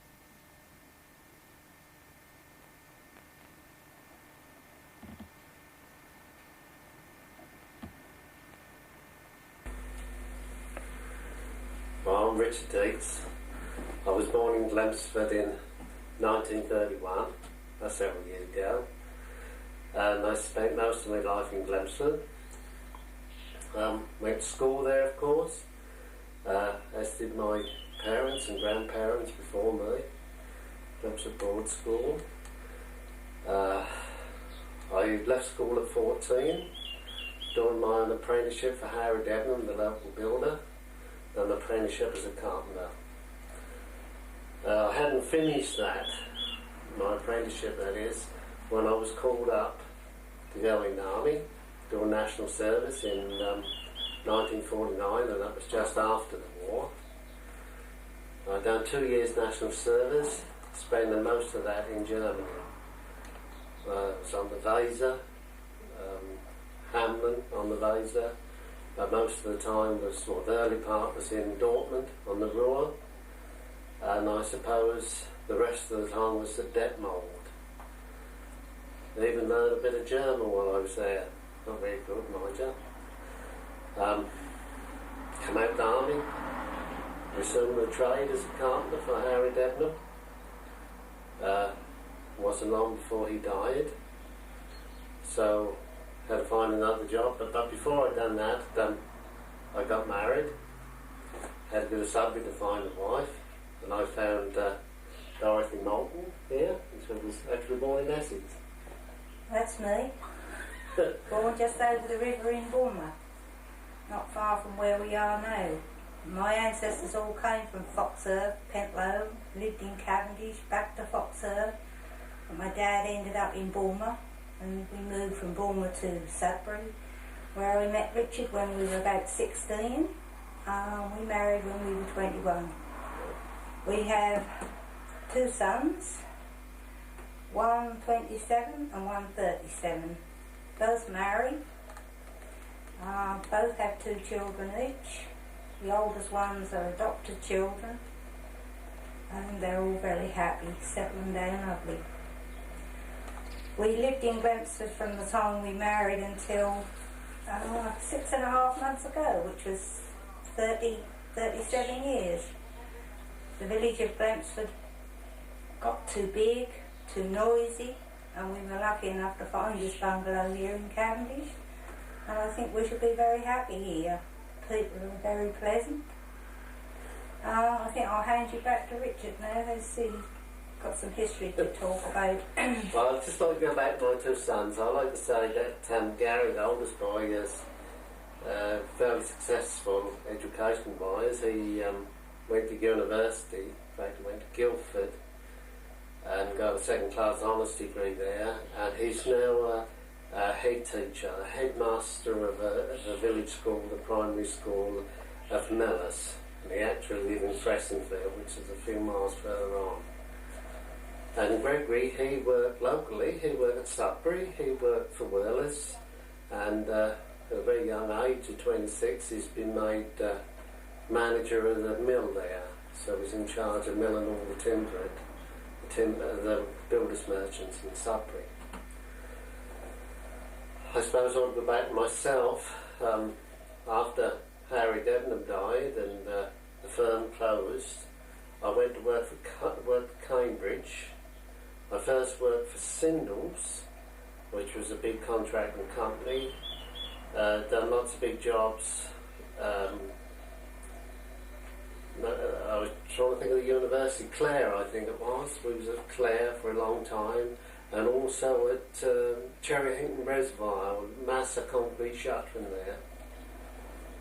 And from there I moved on to Carriages, another big company in Cambridge, and done big civil projects. Was involved again in concrete shuttering and hardwood joinery, building a Prudential building in the main street in Cambridge, chemistry research laboratories in Lensfield Road, for instance. Carriages then went on to build Edinburgh's Hospital there. 1954 or something like that, was it? I started on my own, been self-employed, and I've been self-employed ever since. Trying to retire right now, it ain't terribly easy. Had a pretty good life really. Childhood was rough. I remember we had very little to eat, especially during the war. And used to have cardboard in my boots, I can remember quite clearly, when the soles were worn right through. Bloody great old studs in them. But apart from that, I ain't grumbling about it. As I said, I've been self-employed, and, had loads of work, never had to look for a job. I don't think I've been out of work no more than 3 weeks in 35 years. Is it 35 years? Mm-hmm. No more than 3 weeks in 35 years, and still got tons of work, but although I'm trying to reduce my workload right now. I do spend a lot of time doing other things, mind you. I even mess about on the guitar a little, but I suppose my hobby really is local history. I've had a great interest in that in the last almost 20 years, I suppose. Done a number of broadcasts even, been on a couple of films, been on Down Your Way with Brian Johnson, been on a couple of Anglia films. I remember doing work for Geoffrey Clark, a sculptor at Heartless, and Anglia, or ITV, used to film him every other week almost, and we had lots of work on Coventry Cathedral, and I done work on there. Involved in the making of the crossed over the high altar in silver, for instance. Done a great deal of work there. Had lots of interesting jobs. Just recently been involved in a swimming pool at Monksealy for a farm there for Mary Stubley. Got a prestigious award from the country landowners. I don't think I've had any other award. I diverse. Back to local history again. I've been involved in a fairly widely too. I'm looking at it from the Suffolk point of view, and particularly the parish.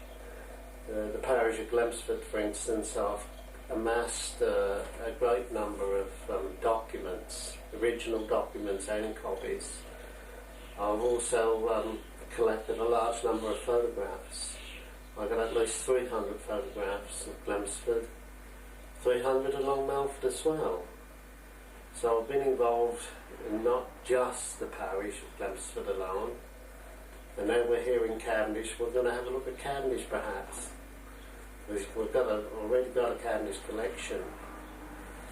If I just show you a few of the publications I've been involved in.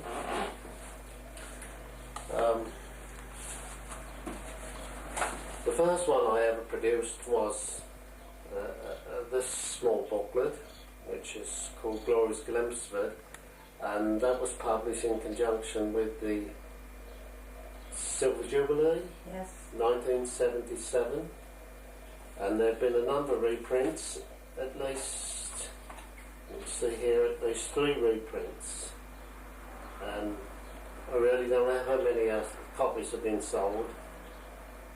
Couple of thousand at least, perhaps nearly 3. And that's quite a simple booklet, just a collection of old photographs with a simple bit of text against them, and that's proved one of the most popular books that I've ever done.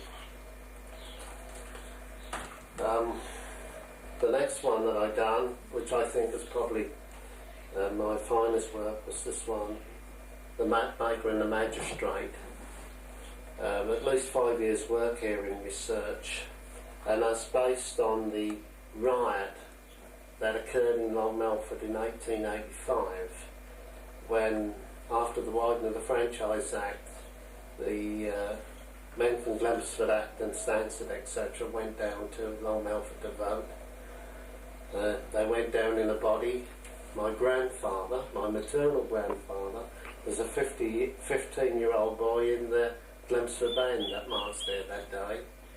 Wasn't long before there was a riot. There'd been a strike the year previous of all the local industries, mat making, hair workers and silk workers had all been on strike, went back for very low wage. So this election was a great opportunity to adjust things, put the world right, I suppose. They finished up with the 12th Regiment of Foot coming out from Bury. And by the way, this is Henry Cook, the leader of the Glemsford men, and he was actually sworn in as a constable, a special constable. That's a crazy thing to do. But he failed to get them all together, and there was a major riot. And the troops quelled the riot with the aid of the police, turning out the pubs, etc. But I do talk about 19th century industry in southwest Suffolk, plus the cloth industry, etc. in this book. A great social story of southwest Suffolk. The next one I done again has influence of Long Melford. I'm a member of the society down there, and I was chairman of the Melford Historical Society for a short time. That was just before I was ill. I was in hospital and was seriously ill for a few months. They took my kidney out. I'm still here. But Magnificent Melford again is a collection of old photographs pertaining to Long Melford. There's the building of the school there in 1860. And again proved extremely popular. Sold quite well. People like to see their own ancestors in old photographs and pictures and in printed form. Again, popular and been successful. Of course, my main interest is social history, as these previous books show. But here is something perhaps a little different. It was a collection of murders occurring in Suffolk. Loads of material for that. Again, a social story, you see. And what I did, I looked at about 48 different murders, mostly 19th century, with the emphasis on about 18, and I wrote 18 up. And that's rather nice. You could actually find the sites of all these various murders, tragic, some of them. But that has a social story, and that has a place in local history, part of our heritage, of course. And then again, we've always been church people. I mean, as a boy, I sung in Glemsford Choir, so this is a publication I got quite interested in. Was simply a guide to Glemsford Church with illustrations done by Pat Flynn, although my son done the front cover. My oldest son was quite artistic. So here we are producing a guide to the church with some very pleasant illustrations in it. And my last publication, well, this is a by-the-way publication, this one is, but I have recently researched all those who were transported to Australia from Suffolk. And this little booklet is an account of all 38 who were transported from Glemsford. So again, a nice social story, and I've been engaged with even some Australian correspondents. So we do know a great deal about them. One particularly I should like to mention is William Pearman, who was transported in 1841, and his direct descendant is still living in Glemsford, Mrs. Joan Tottenham, who was a Pearman, and she could tell a story about him that her grandfather used to tell her, which was basically true. He went to Van Diemen's Land, he got 14 years transportation, and he came back a fairly rich man after 12 years. So they were fairly lenient with him, and he's buried in Glemsford Churchyard, died in 1897, aged 85 years or something like that. But the big publication of these transportees been promised to be published by the Suffolk Record Society, something like 2,000 different men and women, of course. There was women went as well, just one from Glemsford. There was about 8 from Cavendish went, and even less from Melford. But hopefully when that publication come out, will again be a great social story, and of course connected with family history. That brings us almost up to date, apart from this little bungalow that we moved into. As my wife said, we liked and lived in Glemsford all those years, with a certain amount of regret of leaving, but I'm afraid Glemsford have been hijacked and raped, and we further spoiled. So here we are in Cavendish, in peaceful setting, in a tiny bungalow where we hope to spend our final days, where we've got a very pleasant garden, and I hope to do less physical work. Don't know whether I will or not. So that's probably about it.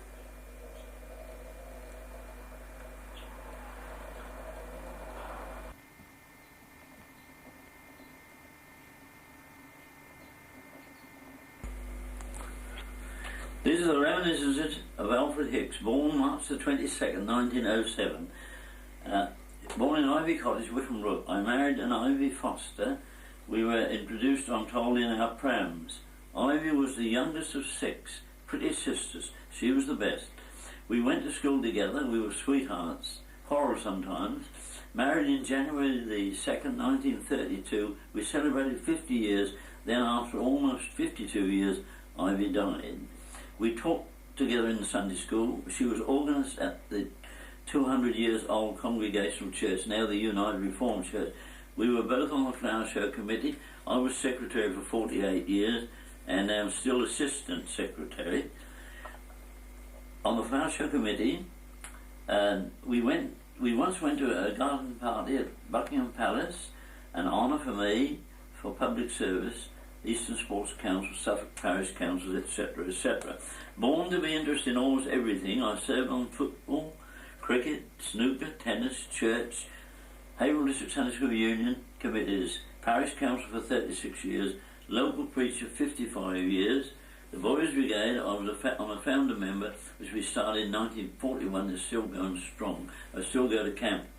I'm secretary of the Pearl Insurance East Anglian District pensioners for 10 years.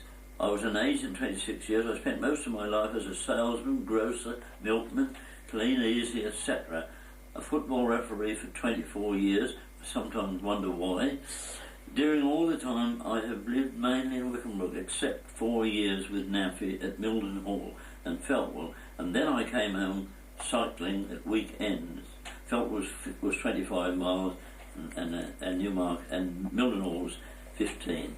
We had Venturas at Feltwell and Lancasters at Milden Hall. Incidentally, at Strathshaw, where they had Wellingtons, we had a young airman staying with us and his wife, newly married, lovely couple, and he was a pilot on a Wellington.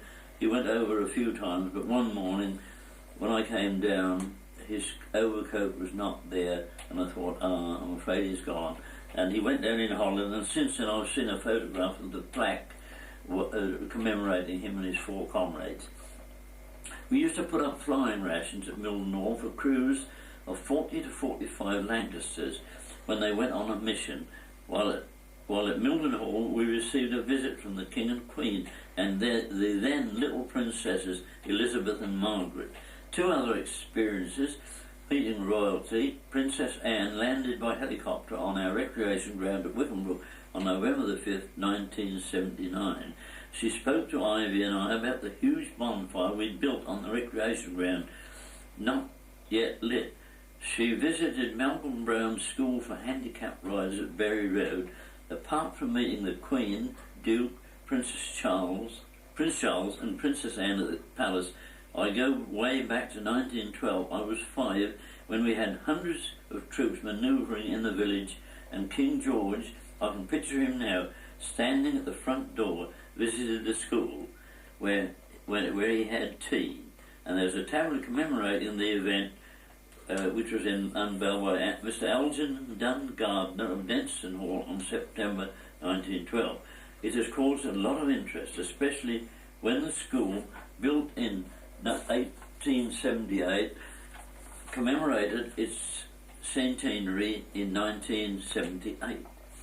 I had the pleasure of being chairman of the committee organising the event with the headmaster, Mr. Clive Blanchard, who is now at the Kangle School, a new school at Haverhill. Incidentally, I attended the school for 9 years, from 5 until I was 14. I was taken up the fields from my home, from Colesford Green, by Rose Edgley, who was 11 at the time. I was 5. She became Mrs. Ted Evans and has just recently died in Davis Court, Bury, at the age of 88. We had a schoolmaster, William Brown. We called him Billy, not so he heard us, though. He used the cane liberally. I was caned for stealing apples, breaking a window and snowballing the girls, and I had to do hundreds of lines. It wasn't too good. However, we weren't as mystical as that, or we didn't do the vandalism they do today. However, in the end, he found I was brainy, and I became his star pupil. He prophesied a great future for me. Well, I suppose I haven't done so badly. He moved to Malton, and I wrote periodically to him until he died at 86, so there were no hard feelings. He once got told to ease up on his caning by the managers. School today appears to be far more interesting, with far greater opportunities than we had. We had the 3 hours drummed into us, backed up by hard discipline. Mr. Brown was a church warden. I can still remember his morning and evening prayers at school and reading the lesson in the parish church. I seldom went to the parish church, though Ivy and I were married there, because her 4 sisters were also married there. They had a precise Scottish vicar, the Reverend Alexander McKechnie. He was there 46 years. It was his idea to start a flower show in 1889. We are celebrating 100 years this year. Highlights have been a visit from the BBC Gardeners' Question Time when in the local Memorial Social Centre. It was crowded with over 200 people, a notable occasion, and the editor, Adam Pascoe of Garden News, was guest speaker at our dinner and social. We have a week of celebration in July, culminating in the Flower Show Carnival and Parade on Saturday, July the 15th, which will be showing a lot of pictures of old times, flower show and books, etc. We now have 70 members. There is keen rivalry between competitors. We have had various celebrities open the event, including the singing postman.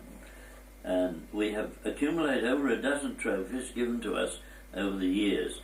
For many years we had Mr. Justin Brooke and then Mrs. Edith Brooke as our presidents. They have passed on. They did a lot for us and the village. And now Mr. Harold Burton fills this position. Memories of flower shows in our youth were the sports, very good local sport, the local Housden band and the steam galloping horses. Alas, no more, or at least we don't get them out here in the country, and the organ playing on forever, blowing bubbles, etc.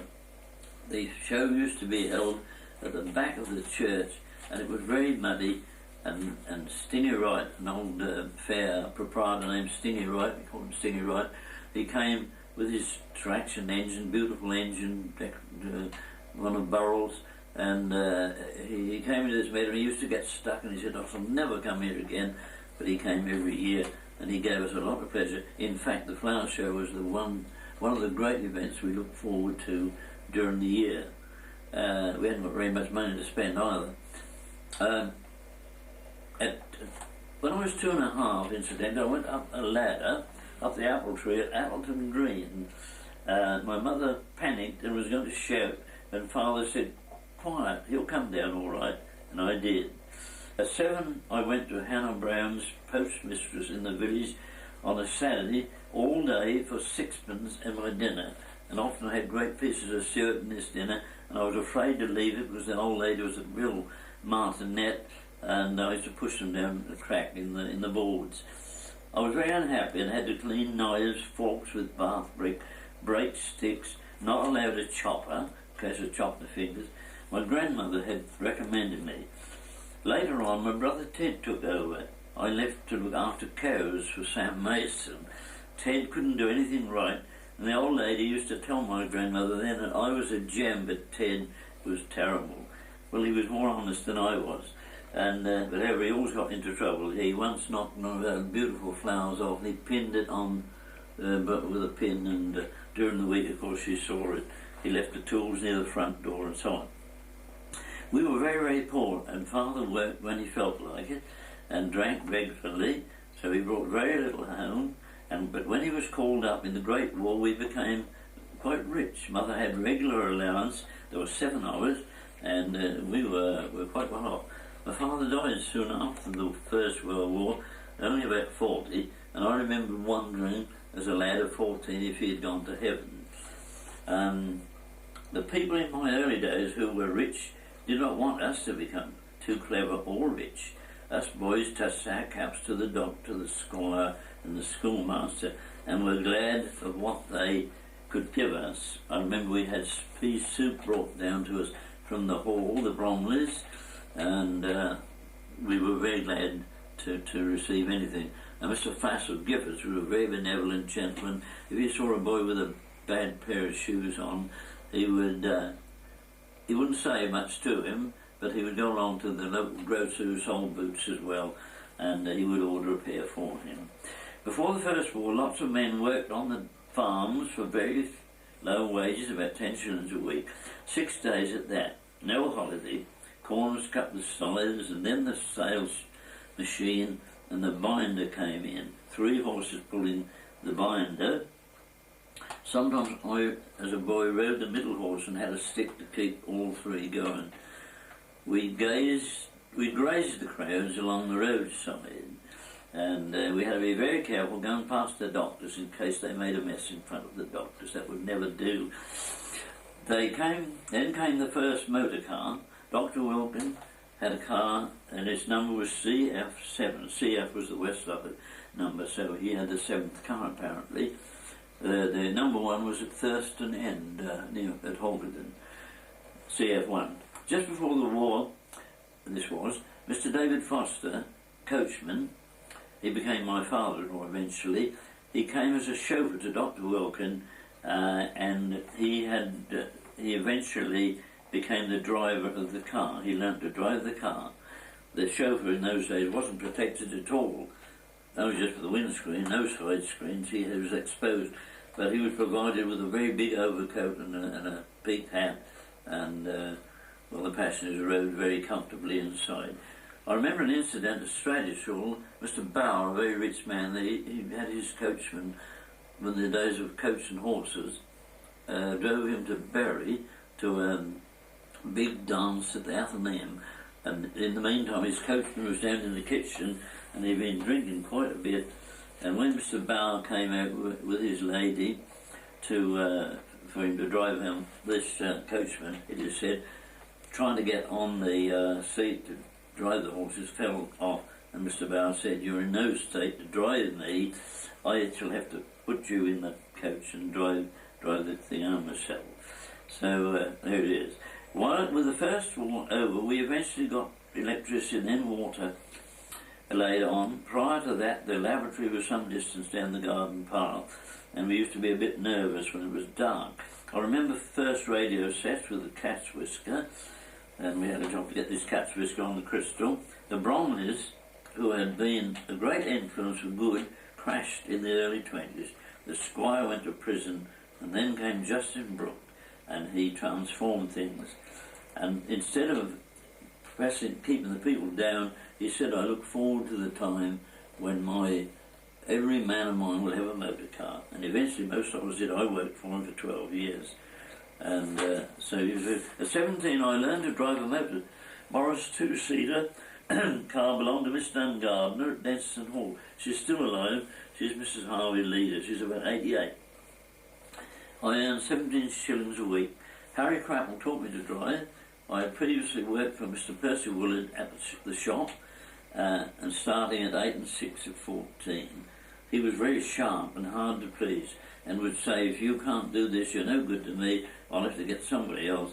And I was very much afraid he would. At Christmas we worked until past midnight. My mate there was Sid Hurrell, who has just died at 82. Sometimes we stole a biscuit or two, and sometimes we rebelled, but we didn't get far. One sharp old man came to the shop, Tom Brown. He used to come in for paraffin oil, and he would say, "Gallon of oil inside the can." I daren't spill it. A year or two later, I was taking a donkey to the blacksmith, and I met Tom, and he said, "How much for the donkey?" And I said brightly, £5. His reply was, "What, the two?" During the war, I stayed with my grandmother. She idolised me, being the first grandchild. The Zeppelins used to come over, and on a starlight night, they looked like big cigars in the sky as they went over from the east coast to London. Soon they were to become almost, well, sitting ducks for our RAF when the planes got high enough to go over them. When the war started in 1914, our soldiers were called up. They walked to Bury. They'd walked to Bury, and the Germans were already in Belgium. Three of us, as some of the recruits, some of the reserves went up the hill, Fuller's Hill in the village here, to go. We were pulling garlic in a field of wheat, and the old farmer said to us, "I'll give you a silver sixpence if you'll do that." The whole field. We did the whole field, and he gave us sixpence each, so he didn't overpay us, did he?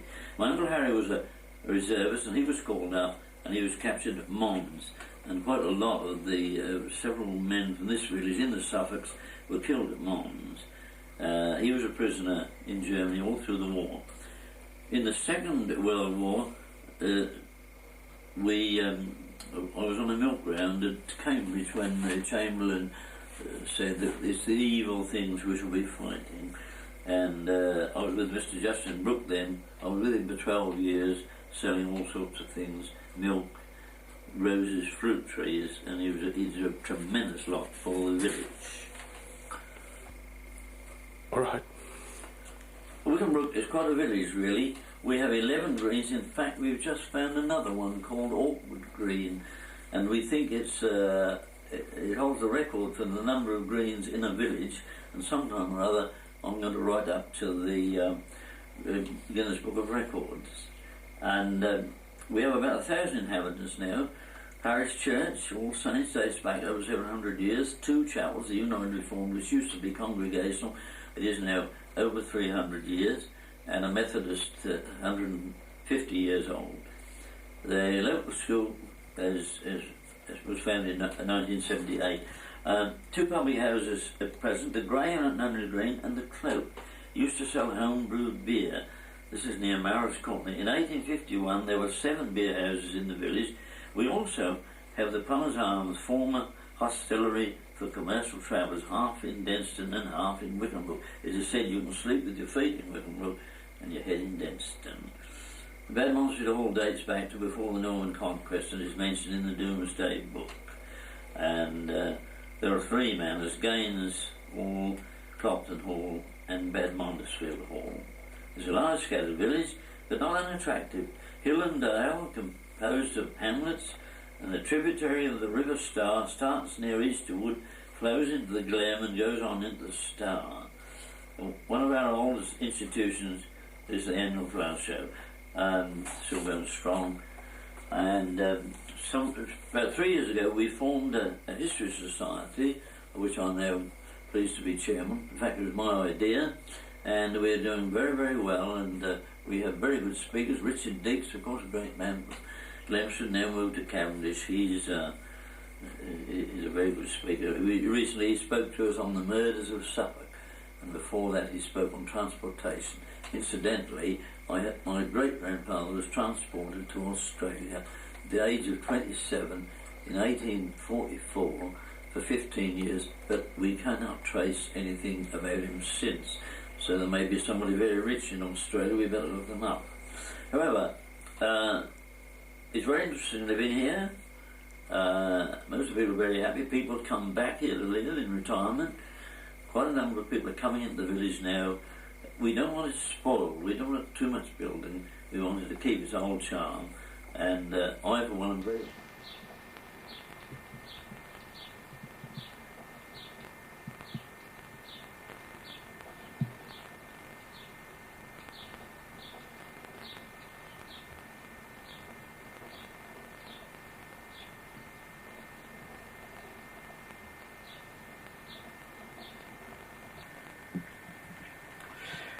Hello. Tom, stop.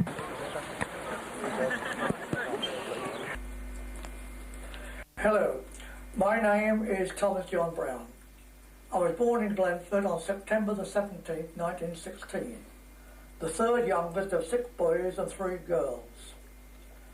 My father was a member of a very old-fashioned Glenford family. I have so far traced our ancestry back to 1602, while my mother came from the Wilsden area of London. Financially, we were extremely poor, but were very rich in family life and tradition. I started school when I was 3 years old, in what was then the Glenford Elementary School, and I left at 14 years of age, that then being the school leaving age. I remained at the school the whole time, as was the custom then for most children, unless one won a scholarship or if one's parents could afford to pay the fees of a grammar or high school.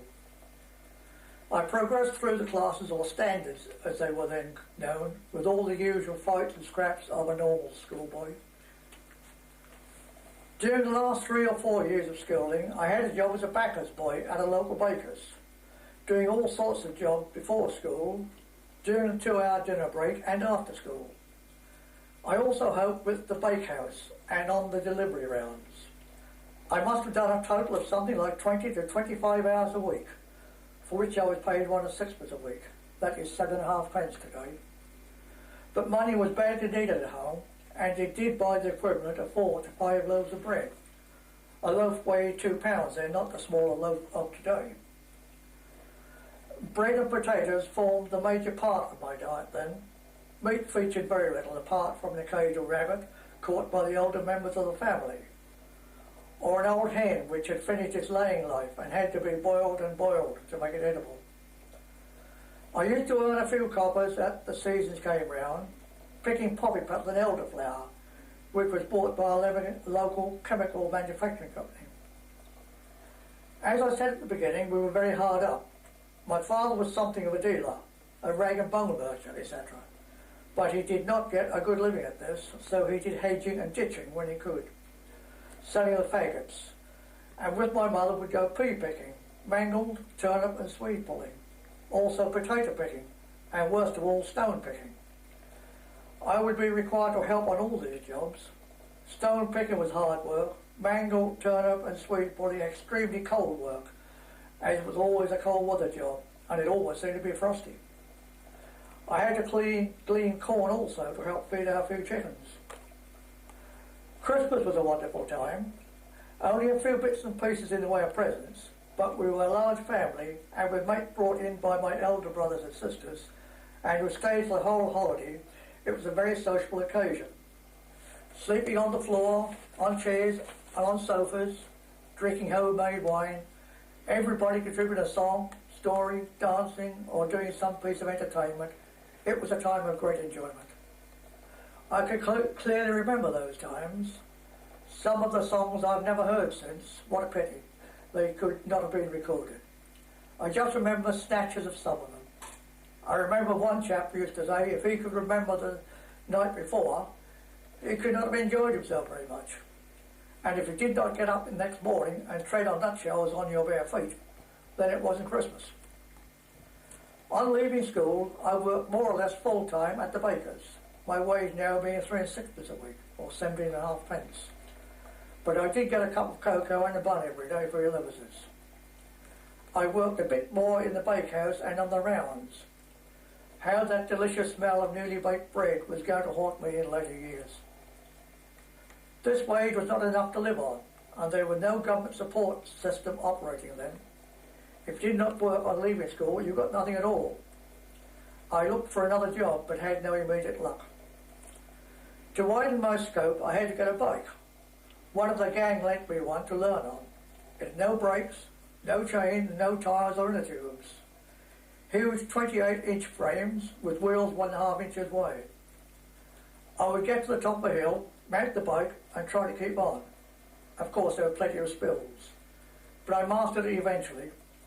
There was virtually no motor traffic at this time, especially on country lanes. I decided to try my luck at domestic service. One job in London at £1 a month living in. I wondered why this establishment employed so many so-called nursemaids. After all, there was only one small child. I found out later when I read it had been raided by the police. Such was my introduction to the seamy side of life. I then got a job at Woodbridge, at what is now the Seckford Hall Hotel. It was privately owned then. But these jobs didn't last long. This was not my type of work.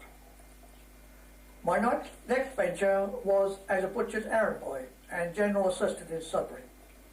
My hours were 60 per week, not counting the 7-mile journey there and back. My pay was 18 shillings a week, that's 90 pence. After a month it went up to £1 a week. Work was hard to come by then in those days, and I accepted these conditions without question. I bought a new bike on the instalment system. £2.50 it cost, and I paid 6 a week for it. I joined all the local associations, Men's Institute, Red Cross, amateur dramatics, dart clubs, etc. One day while making sausages, I caught my hand in the mincing machine, severing a joint off one finger. I was off work for 5 weeks with no pay of any description. I eventually got a compensation payment of £25. I had very little in the way of holidays, but my brother and I did bike to Brighton for a few days. We had £1 between us. We intended to sleep rough, but the police kept moving us on. They compelled us to get lodgings for the rest of our stay. We did for just one night. Bed and breakfast. It cost 5 shillings or 25 pence for the two of us. We could not afford a second night, so we had to come home. I remember we called an all-night cafe and heard the Tommy Farr Joe Louis fight in America on the cafe radio. I went on occasional Saturday night excursions to shows in London, the Palladium and the Windmill. These were the days of Harry Champion, the Crazy Gang, Mac Miller, Albert Whelan and the famous Windmill Girls. I think the train fare was £half-a-crown, special for London, 2 shillings for Southend, and 1 and 6 to Clacton. I had to go to Sudbury Market most Thursdays to collect pigs, which the boss had bought. We used a light cart, my mate in the shafts and me pushing at the back. We had some hairy times when the pigs broke through the net and escaped into the Market Hill stalls. Many were the ribald comments aimed at us.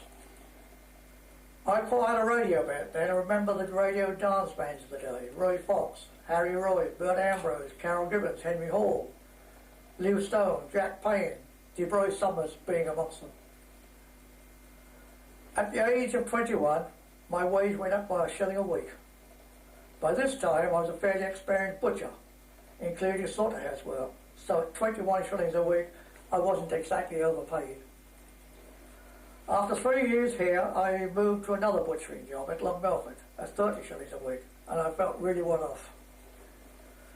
One of the jobs here was to meet the Saturday afternoon train, unload beef cattle bought in the Bungay area markets, and drive them down the street to our own premises. This could be, and often was, a hair-raising experience too. This job brought me up to the declaration of war, and I had to register for national service. At the medical inspection, which I passed okay, I was interviewed by a seemingly kind old colonel, who asked me what I would like to join. Having proficiency certificates and even more qualifications in all branches of Red Cross work, I opted for the medical corps. To be told, no, we're full up there. I then asked to follow my trade in the service corps to get the same reply. No, you will have to go into the infantry, he said. So much for preferences all square pegs in round holes. Ironically, an elder brother of mine, who had to register a little later, was asked the same question. He was a skilled bricklayer and opted for the service corps or pioneers. He was sent to the medical corps. Such was the logic of army thinking then. So on April 2nd, 1940, I ceased to be me and became 6022 186 Private T.J. Brown, 2nd 5th Battalion of the Essex Regiment. My first week's pay was 5 shillings, and I do not remember ever receiving the King's shilling. I did most of my home training in the Northumberland area, and just before Christmas 1940, embarked at Greenock on the troopship Neuralia, bound for foreign lands. On Christmas Day, our convoy was attacked by the German battleship Hipper. there was great excitement as a short naval engagement took place. We landed at Freetown, Sierra Leone, on the west coast of Africa, part of what was known as the White Man's Grave, on account of the large number of deaths there from tropical diseases. I enjoyed my stay there in spite of the intense and sticky heat. Everything was so exotic. One camp actually on the water's edge. The sights and sounds of the jungle were thrilling. I went on one expedition there, climbing Sugarloaf Mountain and Picket Hill. Picket Hill was particularly difficult, cutting through thick jungles, felling trees to cross rivers, scaling a sheer rock. It had last been climbed in 1931, all attempts since then having failed. We succeeded and raised the green flag of C Company on the summit, so we had good excuse to celebrate our return to camp. After 6 months here, we embarked for Egypt, spending a week in Durban, South Africa, en route, where the hospitality was overwhelming. We were given the complete freedom of the town. Then onto the liner Ile-de-France and onto Egypt, where we landed at the end of July 1941. We occupied several positions here until December 1941, when we moved to Iraq, passing through what was then Palestine, crossing the River Jordan, through Syria to Mosul in Iraq, where we arrived at Christmas Day. The weather was absolutely atrocious, deep snow and mud. There were many adventures here too. We left Iraq in June 1942, heading back to the Western Desert, passing through Damascus, Palmyra with all its marble columns, past Nineveh, and onto Acre, to a camp once used by the Crusaders. Onto Haifa, where we entrained for the front, which we reached after many hair-raising experiences on about the 27th of June 1942. We took up our positions at a spot on the map marked Jerusalem, about 8 miles east of Alamein. After an all-out attack by Rommel's Africa Corps, which we were not in a position and not equipped to resist for long, the order was given at 6 p.m. on July the 2nd, 1942, for us to surrender. What a humiliating, undignified experience that is. Crawling out of slit trenches, discarding our rifles, hands held high in the air, surrounded with the enemy, pointing machine guns and automatic rifles at you, ready cocked for immediate use, backed up by the huge tanks and self-propelled guns of the German army. So I entered into another phase of my life, that of a prisoner of war. It was harrowing getting back behind the lines, and the British artillery did more shelling now than they did during the engagement. Also, we were under constant attack from the bombers of the Royal Air Force, many of the shells and bombs falling amongst us. I now found the desert, which had been such a lovely, glamorous, romantic place at times, with its warm sands, beautiful starlight nights, stars which seemed so close you could almost pluck them from the velvet sky. Honey-coloured moon filling the sky could become very hostile. Bitterly cold at night with no blanket to warm me. It actually froze on 2 nights, and incredibly, it snowed a little one night. Some of the Arabs did not even know what this phenomenon was. The moon gave light to the night bombers, which continually harassed us. There was no water other than the rusty water which we drained from the radiators of broken down vehicles. We did not drink it. We rinsed our mouths with it, spit it out into an old salvage tin and used it over and over again, until it became so slimy it could be used no more. It seemed as though the desert had rejected us, the searing midday sun pouring its blistering heat down on us relentlessly, with all the pitiless ferocity it could muster. We received an occasional mouthful of water some days later, and the tiniest amount of food imaginable, dried prunes and army biscuit. It couldn't have been more inappropriate. We were compelled to march on through the horrid heat, many falling by the wayside. Eventually some transport arrived and we were taken to a watering place. What a blessed relief after 4 days in that blazing inferno, without a spot of shade on a total of about 1 pint of water. So by stages we passed through Merza-Matruh, Sidbarani, Tobruk, where I found an old sack which served me as a blanket in the night to come, on to Derna and Benghazi. There were many incidents on the way, all of them potentially very dangerous for us. especially as the guards were now trigger-happy Italians or Libyans, determined to demonstrate that they were now the masters. Finally we came to another camp where I had my first shaves in capture. I found a discarded razor blade in the sand, borrowed a razor, wetted my face with cold water, no soap, and hacked away. It was absolute torture, but I felt better afterwards. All I had with me when captured was a pair of shorts, a shirt, vest, pants, steel helmet, pay book and identity disc which I was wearing at the time. Here I learned to cook cactus and palm fronds for food, making a fire from twigs ignited by means of a piece of glass and the sun. From here, I, with 4,000 others, were put on a small merchant vessel of 1,000 tons bound for Italy. It was so crowded we had to take turns lying down. Sanitary arrangements were just buckets placed in the hold. It was appalling and nauseous. We were given a couple of Italian army biscuits and some bully beef, horsemeat I believe, and told to make it last 2 days. We had to run the gauntlet of the Royal Navy in submarines, but we arrived at Taranto in southern Italy on July the 23rd. Into railway wagons and on to Brindisi, where we were paraded through the town and marched 10 or 12 miles to a prisoner of war camp. Here I was given a blanket and part of a Red Cross parcel, no other food, and I had my first cup of tea for 3 weeks. I put some water in an old tin, put some tea, sugar and powdered milk in the water, made a fire from straw and the cardboard cotton, and after an hour produced a cup of tea. The water did not boil, it tasted of smoke, tea leaves floated on top, milk was lovely, but there never was a better cup of tea, it was pure nectar. Then on to other camps, some filthy and revolting, with almost non-existent toilet facilities.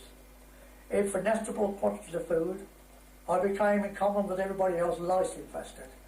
And what a horrible degrading condition that is.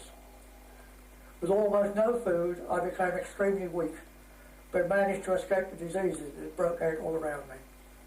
Several of my comrades died from malnutrition and disease. Many collapsed on the roll calls. Moving from one particular camp, we were cooped up in a goods wagon. So crowded we could not even sit down properly for 33 hours, having only one stop, a comfort stop it was called, out in the open country.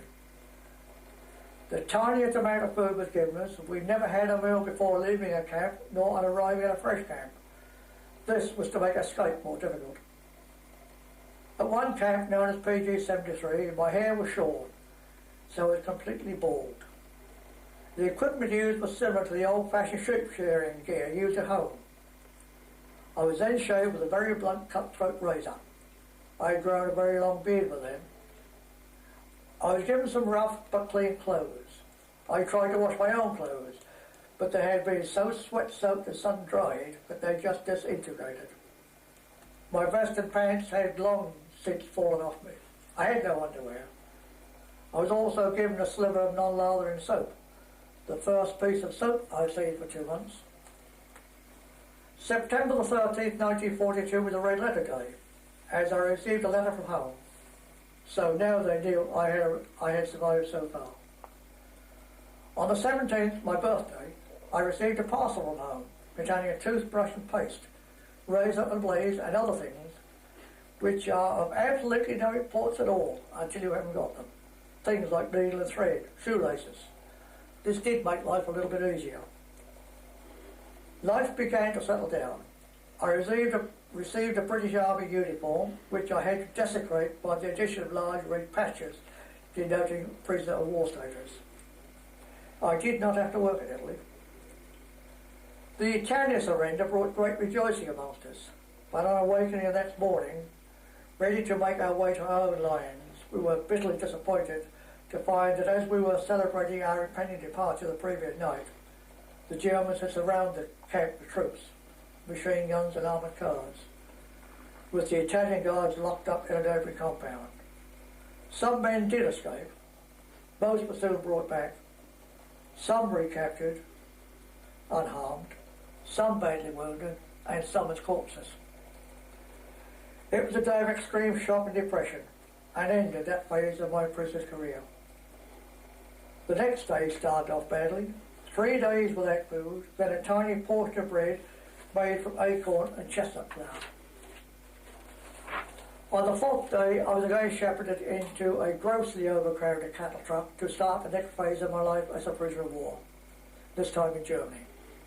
This was to be a pretty grueling phase too.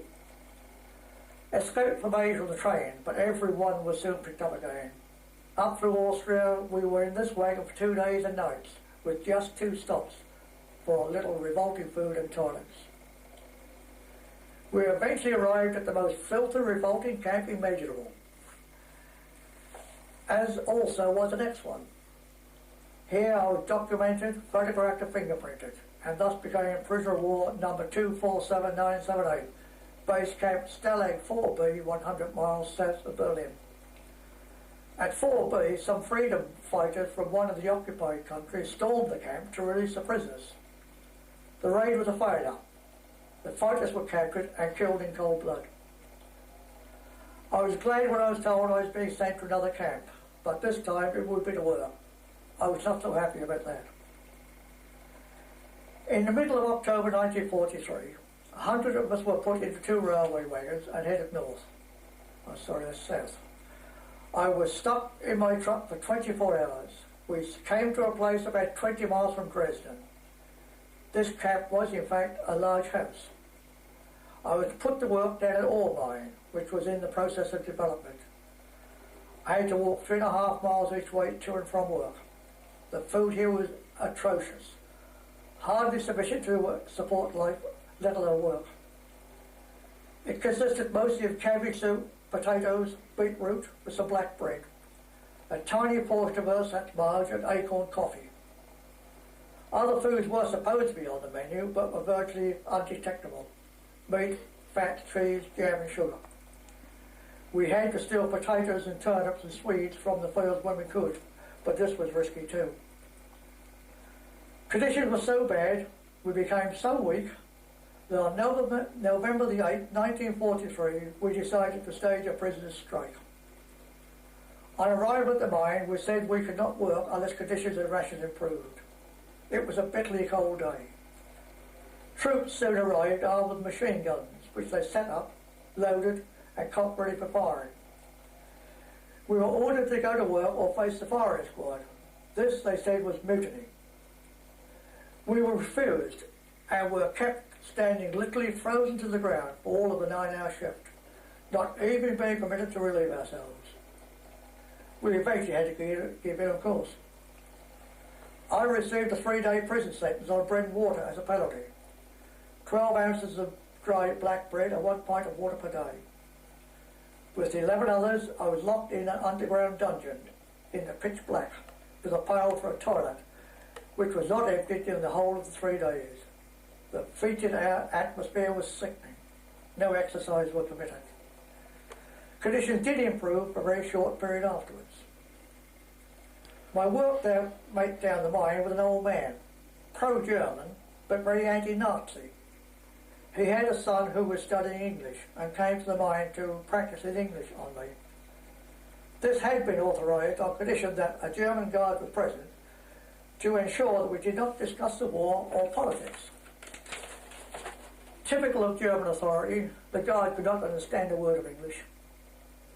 Time dragged on, conditions again deteriorated. I became so weak from lack of food that I often wondered and feared what the outcome could be. I could hardly walk, but still had to go to work, and I became skeletal. We were also put under great stress by German propaganda. Life became extremely difficult, even precarious. We were only kept going by the receipt of a share of the occasional Red Cross parcel. The last 4 months were a waking nightmare. Many collapsed from starvation, but were still forced to work. The mental strain of all the rumours and the waiting for the relief forces, whether British, American or Russian, took a very heavy toll. We also came in for a lot of bombing and strafing. We had a grandstand view of those horrific air raids on Dresden. We wondered if our camp and village would survive the continual shelling and bombing. At last, after some very heavy shelling, bombing, strafing and retaliatory fire, and a fierce tank battle on the road by the camp outside our village. It was entered by Russian cavalry at midnight on the day after the war officially ended. So we became free men again, but the last 3 months had almost beaten us. I eventually reached the American lines after continual obstruction by the Russians in a brakeless, engineless, doorless van, towed by another van, which in its turn was towed by a bus. A hazardous 20-mile journey which took 12 hours. The next day, another 60 miles to the British lines, then a further 50 miles to an airfield, where I boarded a bomber and flew to Brussels, arriving on the 16th of May, and once more came under the jurisdiction of the British Army. Thus ended the saga of the prison camp for me. On to England, my first glimpse being those famous White Cliffs. What a thrilling sight that was. Home on extended leave, and what a fantastic welcome I received. I soldiered on, merely token soldiery now, until I was demobbed. It was April 4th, 1946. I had done 6 years and 2 days. Taking up the threads of civilian life again, I invested my small gratuity in a one-man butchery business, but after 6 years I had to close it down. The meat rash was too tiny for me to make a living. A short time in the construction industry, a short time at the local flax factory, finally ending my working life after nearly 27 years at the local manufacturing chemical works. This then is a brief outline of the first 60-odd years of my life. I'm now approaching my 73rd year.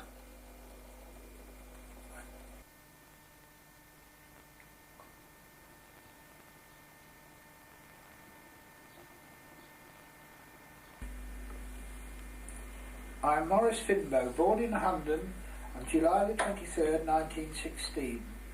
My parents kept a village store opposite the school, and it was there that I was born.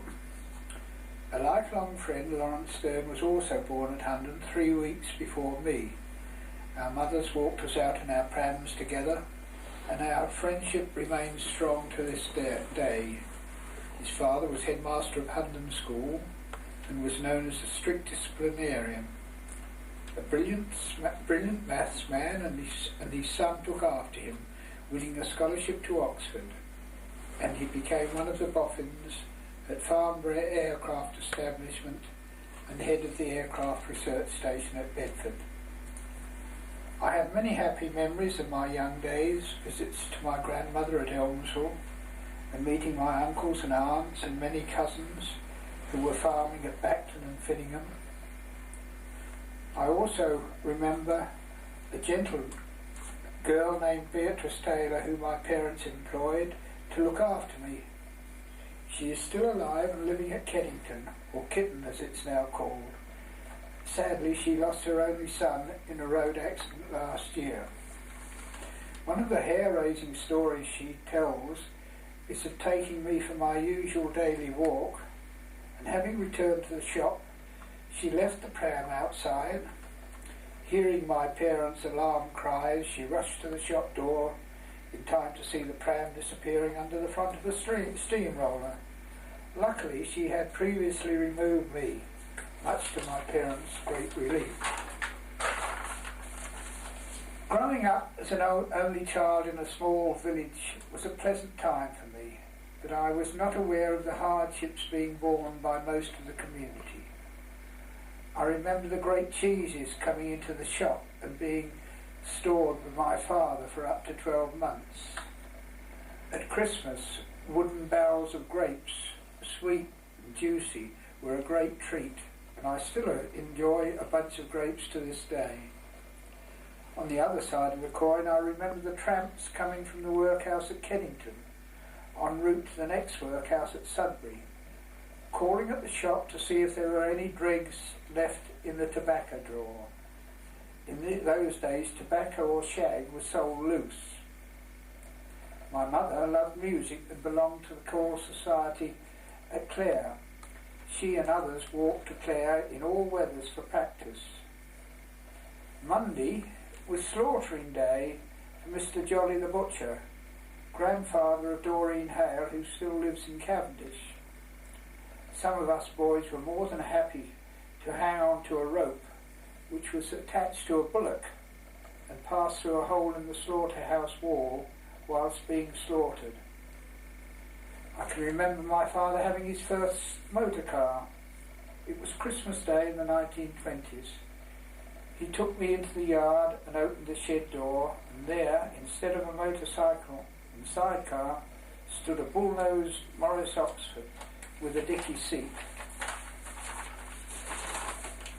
One Christmas we had been to my grandmother's at Elmsall.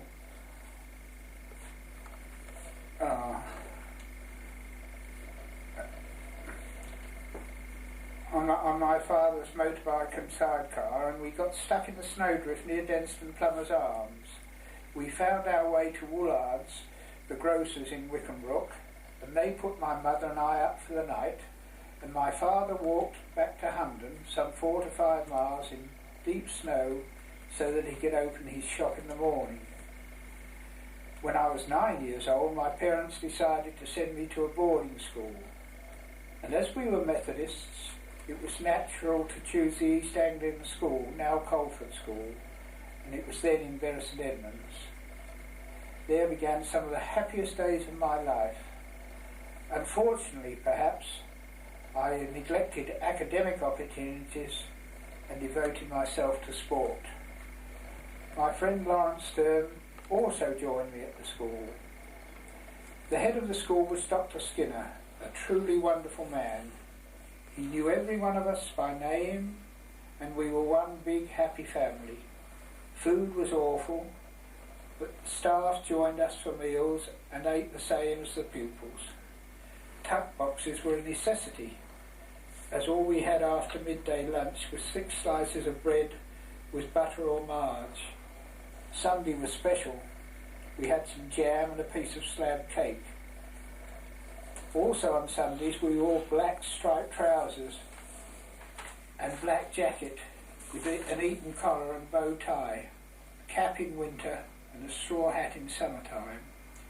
We walked in crocodile mornings and evenings to the Wesleyan Chapel in Looms Lane, Bures and Edmonds.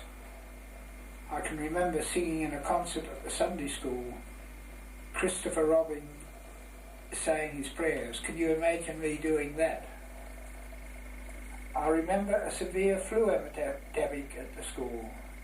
Most of the boys were ill in bed. One boy, Dixon, died. He was son of one of the owners of Ridley's in Abigate Street.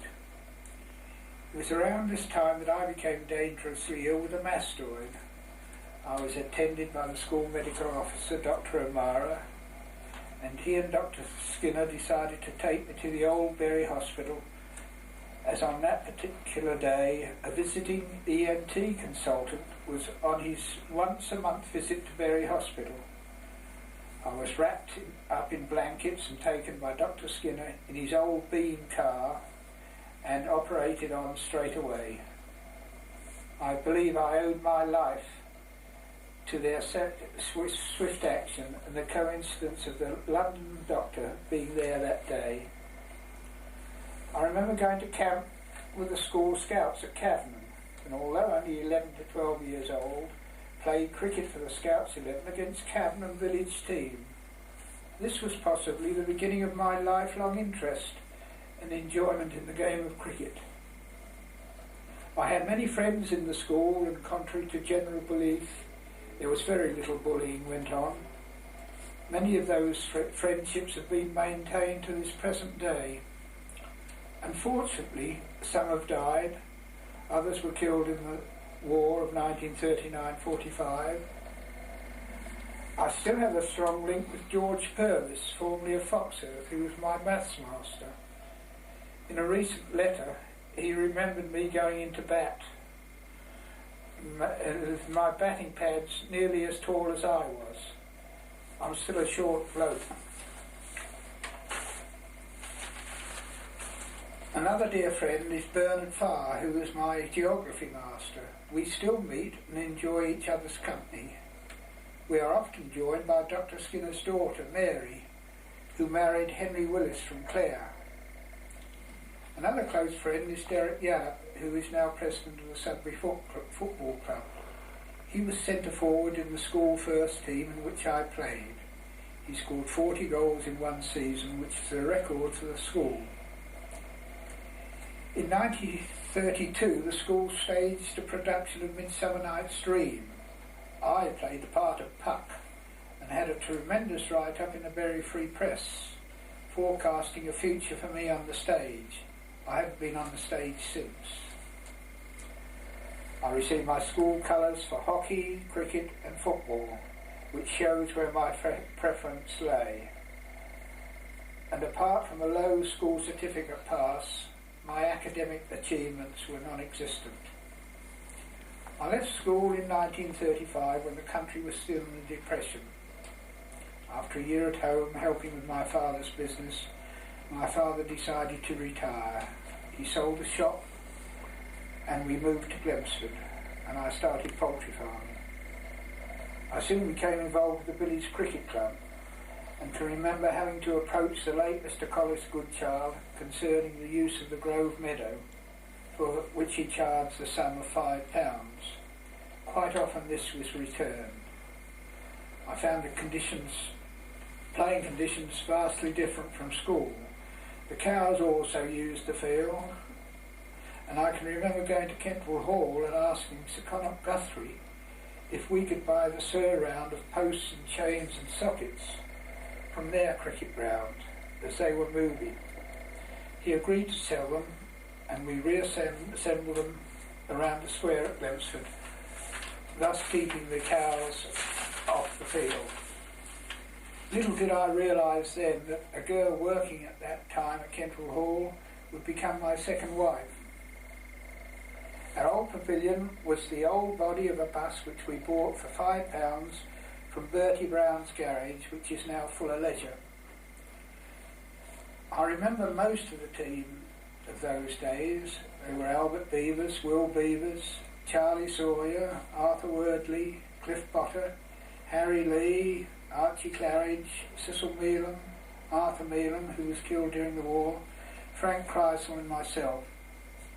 In those days, 60 or 70 runs was considered a good score because the outfield on most village grounds was only cut for hay. I also played hockey for Sudbury and Halstead, who played their home matches on the present Halstead cricket ground. At that time, Colonel Portway was captain, and he was the owner of the Tortoise Stove factory in Halstead. Lander Steed, a solicitor from Sudbury, and Robert Gould, an old school colleague his father owned the horsehair factory at Glemsford. Others in the team escape my memory. Also before the war, Tom Ambrose from Cavendish called at my home to ask if I would play cricket on a Sunday. My parents were horrified. During this time we had no Sunday paper at my home. I used to go to the paper shop in the village with Harry Lee and buy a paper in Mrs. Betts's paper shop. Our daily papers came from the same shop and were daily delivered by horse and trap by Charlie Sawyer, father of Eddie Sawyer. I was then persuaded to join Glemsford Football Club, eventually becoming captain. Until the outbreak of war, we had one of the most successful junior teams in the area. The team consisted of Rufus Brown, who ran a fish and chip shop in Long Melford, Charlie Sparks, who has now died, Alan Mayhew, Sidney Shin, Dimmock Golding, Charlie Sawyer, who never let the right wing get past him more than once, Charlie Hurd, Dick Farthing, Oscar Merkin, known as Ock, Dickie Golding, Billy Gridley and myself. Oscar Merkin's name conjures many memories. An excellent centre forward who scored many goals for our club. I can still hear the cry from the touch line, "Give the ball to Ock," and he would charge down the ground on many occasions. The goalkeeper and Hock would end up in the back of the net. That was in the days when the goalkeeper had no protection from the referee. We played at that time on the Lion Road ground. I recall a cricket tour I arranged playing at Lowestoft, Thorntoness and Haverhill, finishing up having a dinner at the Black Lion, which cost the princely sum of 2 and 6. These happy days were to finish with the declaration of war in 1939. Like most of my generation, I felt I had to join up and went to the recruiting office at Colchester. I was asked if I could drive and said yes, and was directed to the Army Service Corps. I was sent to Gibraltar Barracks at Bures and Edmonds for my initial training. I was then transferred to a company at Lavenham. It was the hard, cold winter of 1940, and we were billeted in Water Street in an old horsehair factory, now the Lavenham Press. Most of the windows were missing, and we slept on the floor and washed in cold water in the outside yard. A considerable number of the lads went down with flu and were sent to St Leonard's Hospital and Bury Hospital. Some of them unfortunately died. I was fortunate in that I knew Bert Huffy, the local blacksmith, who lived with his sister and brother-in-law, the Robinsons, who ran the local baker's shop in Lavenham. Bert came to visit me every day, bringing a thermos of hot soup and one of tea. Luckily, after a week I recovered. But I felt I owed a lot to that good man. Our next move was to Dalesford House, a lovely old mansion near Chipping Norton. A few weeks there and we embarked with our troop carrying vehicles to France. One and 2 others were allotted the Lewis machine gun truck. We had never seen a Lewis gun before and had no training in its use, yet we were supposed to protect our convoy with this outmoded weapon. We went from Southampton to Le Havre and on into France, and for a short time we were stationed in Rouen, made very welcome by the French. This was the time of the phony war, and we had a pleasant time. When the Germans invaded the Low Countries, we moved rapidly into Belgium, greeted by the population with garlands of flowers. However, we were soon being driven back by the German blitzkrieg. No one seemed to know what was happening. I remember vividly being in Bures and being attacked by the Stoker's dive bombers and seeing 2 of our dispatch riders blown from their motorcycles and killed. We took cover in the church with the local population. I can remember the walls of the church being shaken by the bombing, but by some miracle the walls held. The 3 of us who had the truck were on our own, the only remnants of our convoy. We were told to proceed to Dunkirk. But this was made difficult by all the refugees on the roads. We reached Potteringe and were told by an officer that we could proceed no further in the truck, and were given an order to destroy the gun and the truck. We had no food or drink and found the population unwilling even to give us water. Having walked some 20 miles, we arrived on the outskirts of Dunkirk and were told to walk by the sand dunes to La Panne on the coast, which was on the Belgian border. Memories of our time on the beach are hazy. I remember the terrible bombing. The sand helped to lessen the damage done, but it was still a very unpleasant experience, and many of our lads died.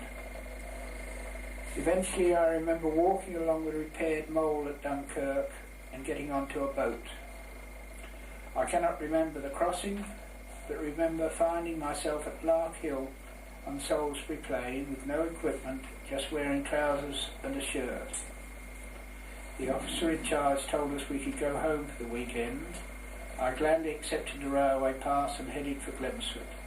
Eventually arriving in Sudbury, there was no train to Glemsford, but I managed to get onto one of Long's buses to home. The company was then reformed and we were sent to a mining village in Yorkshire, billeted out with the villagers. It was my first experience of a mining village. I was shocked by the conditions under which the miners worked and lived.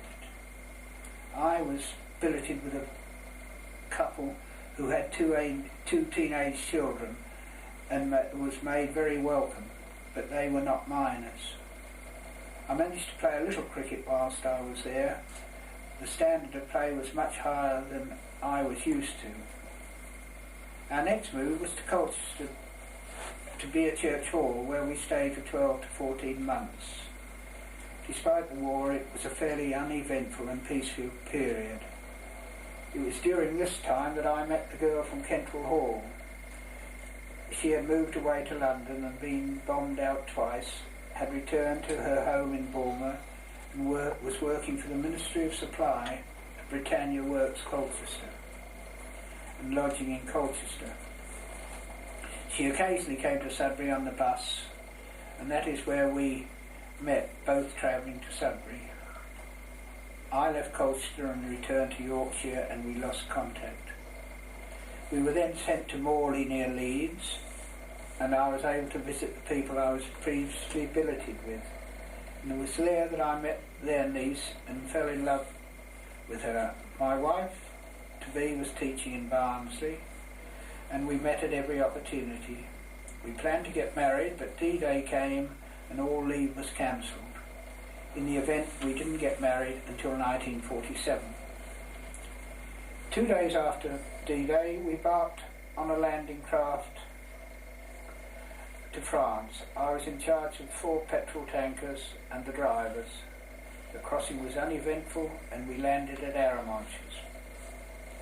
We moved up as far as Bayeux and Caen, where we supplied our frontline troops with petrol.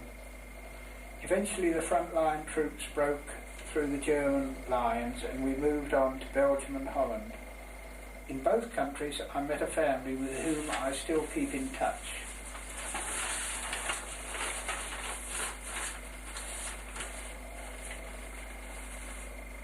We moved on into Germany, where I stayed until the war ended. My father was then taken ill with cancer and I was given compassionate leave, and through the good offices of Colonel Hamilton, Labour MP for Sudbury, I got my release. My war was comparatively easy. I was involved in no heroics. I left the army with the resolve that I would do all I could to help build a better world. Having seen so much and learned a great deal about life, I returned to Blemsford and started poultry farming again. Went on to the local parish council and was instrumental with others in obtaining a playing field for Blemsford. I soon became involved with soccer and cricket again, but as there was no available ground for cricket, I joined the Cavendish Cricket Club, whose captain was Tom Ambrose, who was an outstanding cricketer and one of the most colourful characters I have ever met. He was chosen to play for Suffolk, but the war intervened and all cricket was halted. The present cricket ground and pavilion at Cavendish was his brainchild. His inspiration and friendship has motivated me to continue my interest both in the ground and the players to this day. As president, I keep in close contact with what is going on. Tom will be remembered by cricketers for his indomitable spirit, kind and generous to all, but on the cricket field he became a martinet. I can remember most of the names of those connected with cricket in that period. There was Henry and John Dennis, Vic Ives, Titch Mortlock, Joe Hale, Ben Wicks, Vic Keaton, Oscar Merkin, who died on the Melford cricket ground in his 53rd year, Ernie Plale, Jim Orwell, George Fenn, Stanley and Bill Bullock, Hugh Glover, Basil Ambrose, Richard Mansell, Guy Agnew, Jack Barlow, John Garrett, Harry Cutmore and his wife Alba, who with Fred and Ivy Brown were responsible for the excellent cricket teams for so many years. Also There was Roger Staples, Gordon Staples, Peter Raven, Lord Fenn, Robert Campbell, Roger Gray, Buster Keaton, Philip Ince, who scored, and Bill Page, who scored for many years before and just after the war. I must apologise for those that I have missed out. Okay. These are only a few of many people who contributed so much to village cricket. When I finished playing soccer, I was persuaded to join Sudbury Hockey Club again and played with Bob Ellison, Doug Loads, Peter Shepperson, Basil Ambrose, John Knock, Tim Orwell, Mike Hawkins, Maurice Clover, Peter Clayton, John Grimwood, John Dennis, and others whose names escape me at this time. My days of hockey ended when I was asked to play in goal and my thumb was broken. I was in hospital for 1 week. My greatest love was for cricket, and I continued to play until I was about 60 years old. I can remember Tom playing when he was 70 years old. I gave up poultry keeping in 1963 and joined Coleman and Company Agricultural Limited at Sudbury, where I spent many happy years until I retired in 1980. My wife taught at St Gregory's and St Peter's School in Sudbury from 1947 for over 30 years.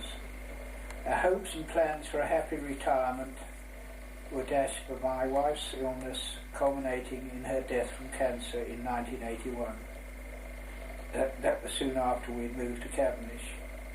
By a strange coincidence, through Derek Yallop and his wife, I again met the girl from Bournemouth. Alone, with 3 grown-up children, 5 grandchildren, and on December the 20th, 1986, we were married in Sudbury with a reception at Kemple Hall. She often says that it was very nice to sweep in instead of be sweeping out. I was fortunate that I was able to donate a sum of money which enabled some new changing rooms to be erected next to the pavilion and the cricket ground. Lads from the cricket and football club spent many hours refurbishing the old pavilion, culminating in the opening on Sunday, May the 29th, 1988, by the Duke of Devonshire, and a visit from a team of players from Cavendish, Australia. It was a day I was very proud of and a very moving day. It saddened me very much when David Seagate, who had helped so much and inspired all with this venture, he collapsed and died recently on the Melford cricket ground. He was only 46. I am now 72 years old. I consider that I've been a lucky man and have had a happy and active life. I have suffered 2 heart attacks recently but have recovered very well and am able to spend time on my garden and travel, which I enjoy. I hope to have a few more years to go and that I will see the envisaged improvement to the ground at Cavendish Sports Club completed. That's it.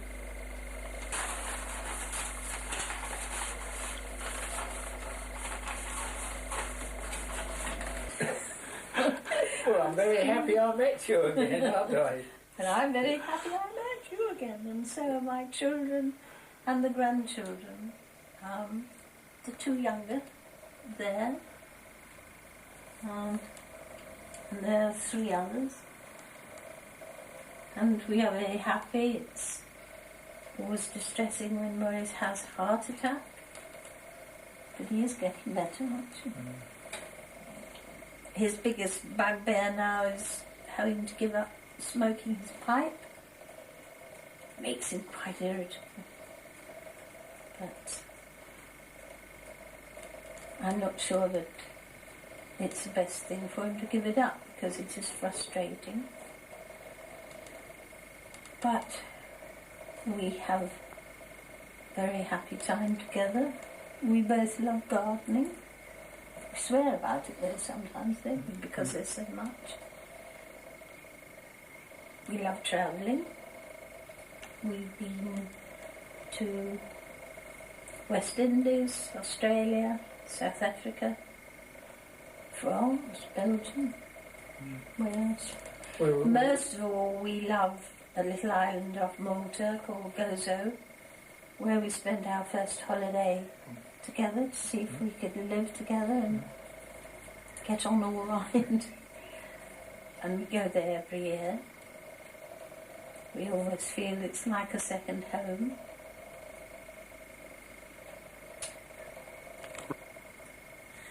I moved to Bulmer after having lived at Nayland and Acton. Moved to Bulmer when I was 9 years old and went to Bulmer School, and there I met Phyllis Yallop.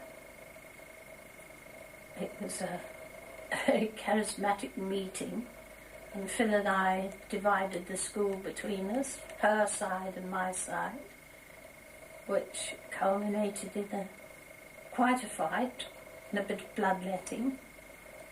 But since that time, we've been great friends through all the years, and Phil knows me better than anyone else, and she's the only person I have left who belonged to my childhood. Her mother and father were absolutely marvellous to me. I worked at Kentville Hall, which was quite an experience. I left Kentville Hall and went to London. You can remember Freddie Roos cycling up the drive at Kentville Hall with the ice. Ice blocks for the ice box, because even there were no refrigerators. This was before the war, of course. And I think the Guthries were very, very good for Long Melford, and certainly helped the tradesmen with their custom. When you went to London? I went to London and worked for Lord Plender. Came the war, and I belonged to the Red Cross, did quite a bit of nursing. Got bombed out twice and thought I wouldn't stay for the third time. Came back to Bulmer and went to work in Colchester at the Technical College, which was a training school for engineers, and I thought, yes, I'll be an engineer.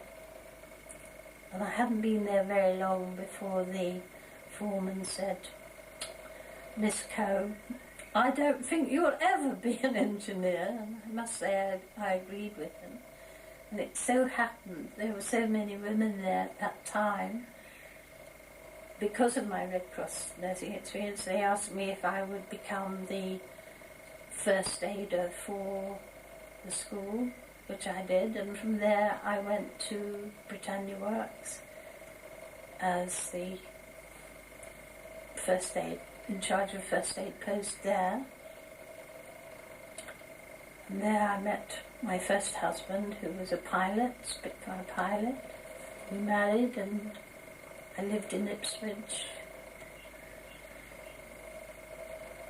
I had to work. I became, first of all, a supervisor in a workshop for blind people, a job which I enjoyed immensely. But then I became a child care officer, and for 10 years. And when the childcare department merged with other disciplines and became social services, I became a senior social worker and worked for further 8 years, all in Ipswich. Unfortunately, my marriage failed at that point, but the children were grown up, so it wasn't all that painful. And it was after that that, through a sheer coincidence involving Derek and Phil Yallop, that I met Maurice again, and we eventually married. And he inherited 3 children and 5 grandchildren. Is there anything else to add to that? No, I don't think so, dear.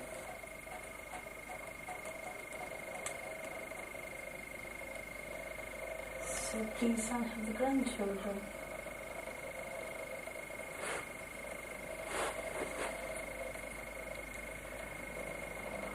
That we bought to put all our odds and bits. I'm a great collector of odds and bits.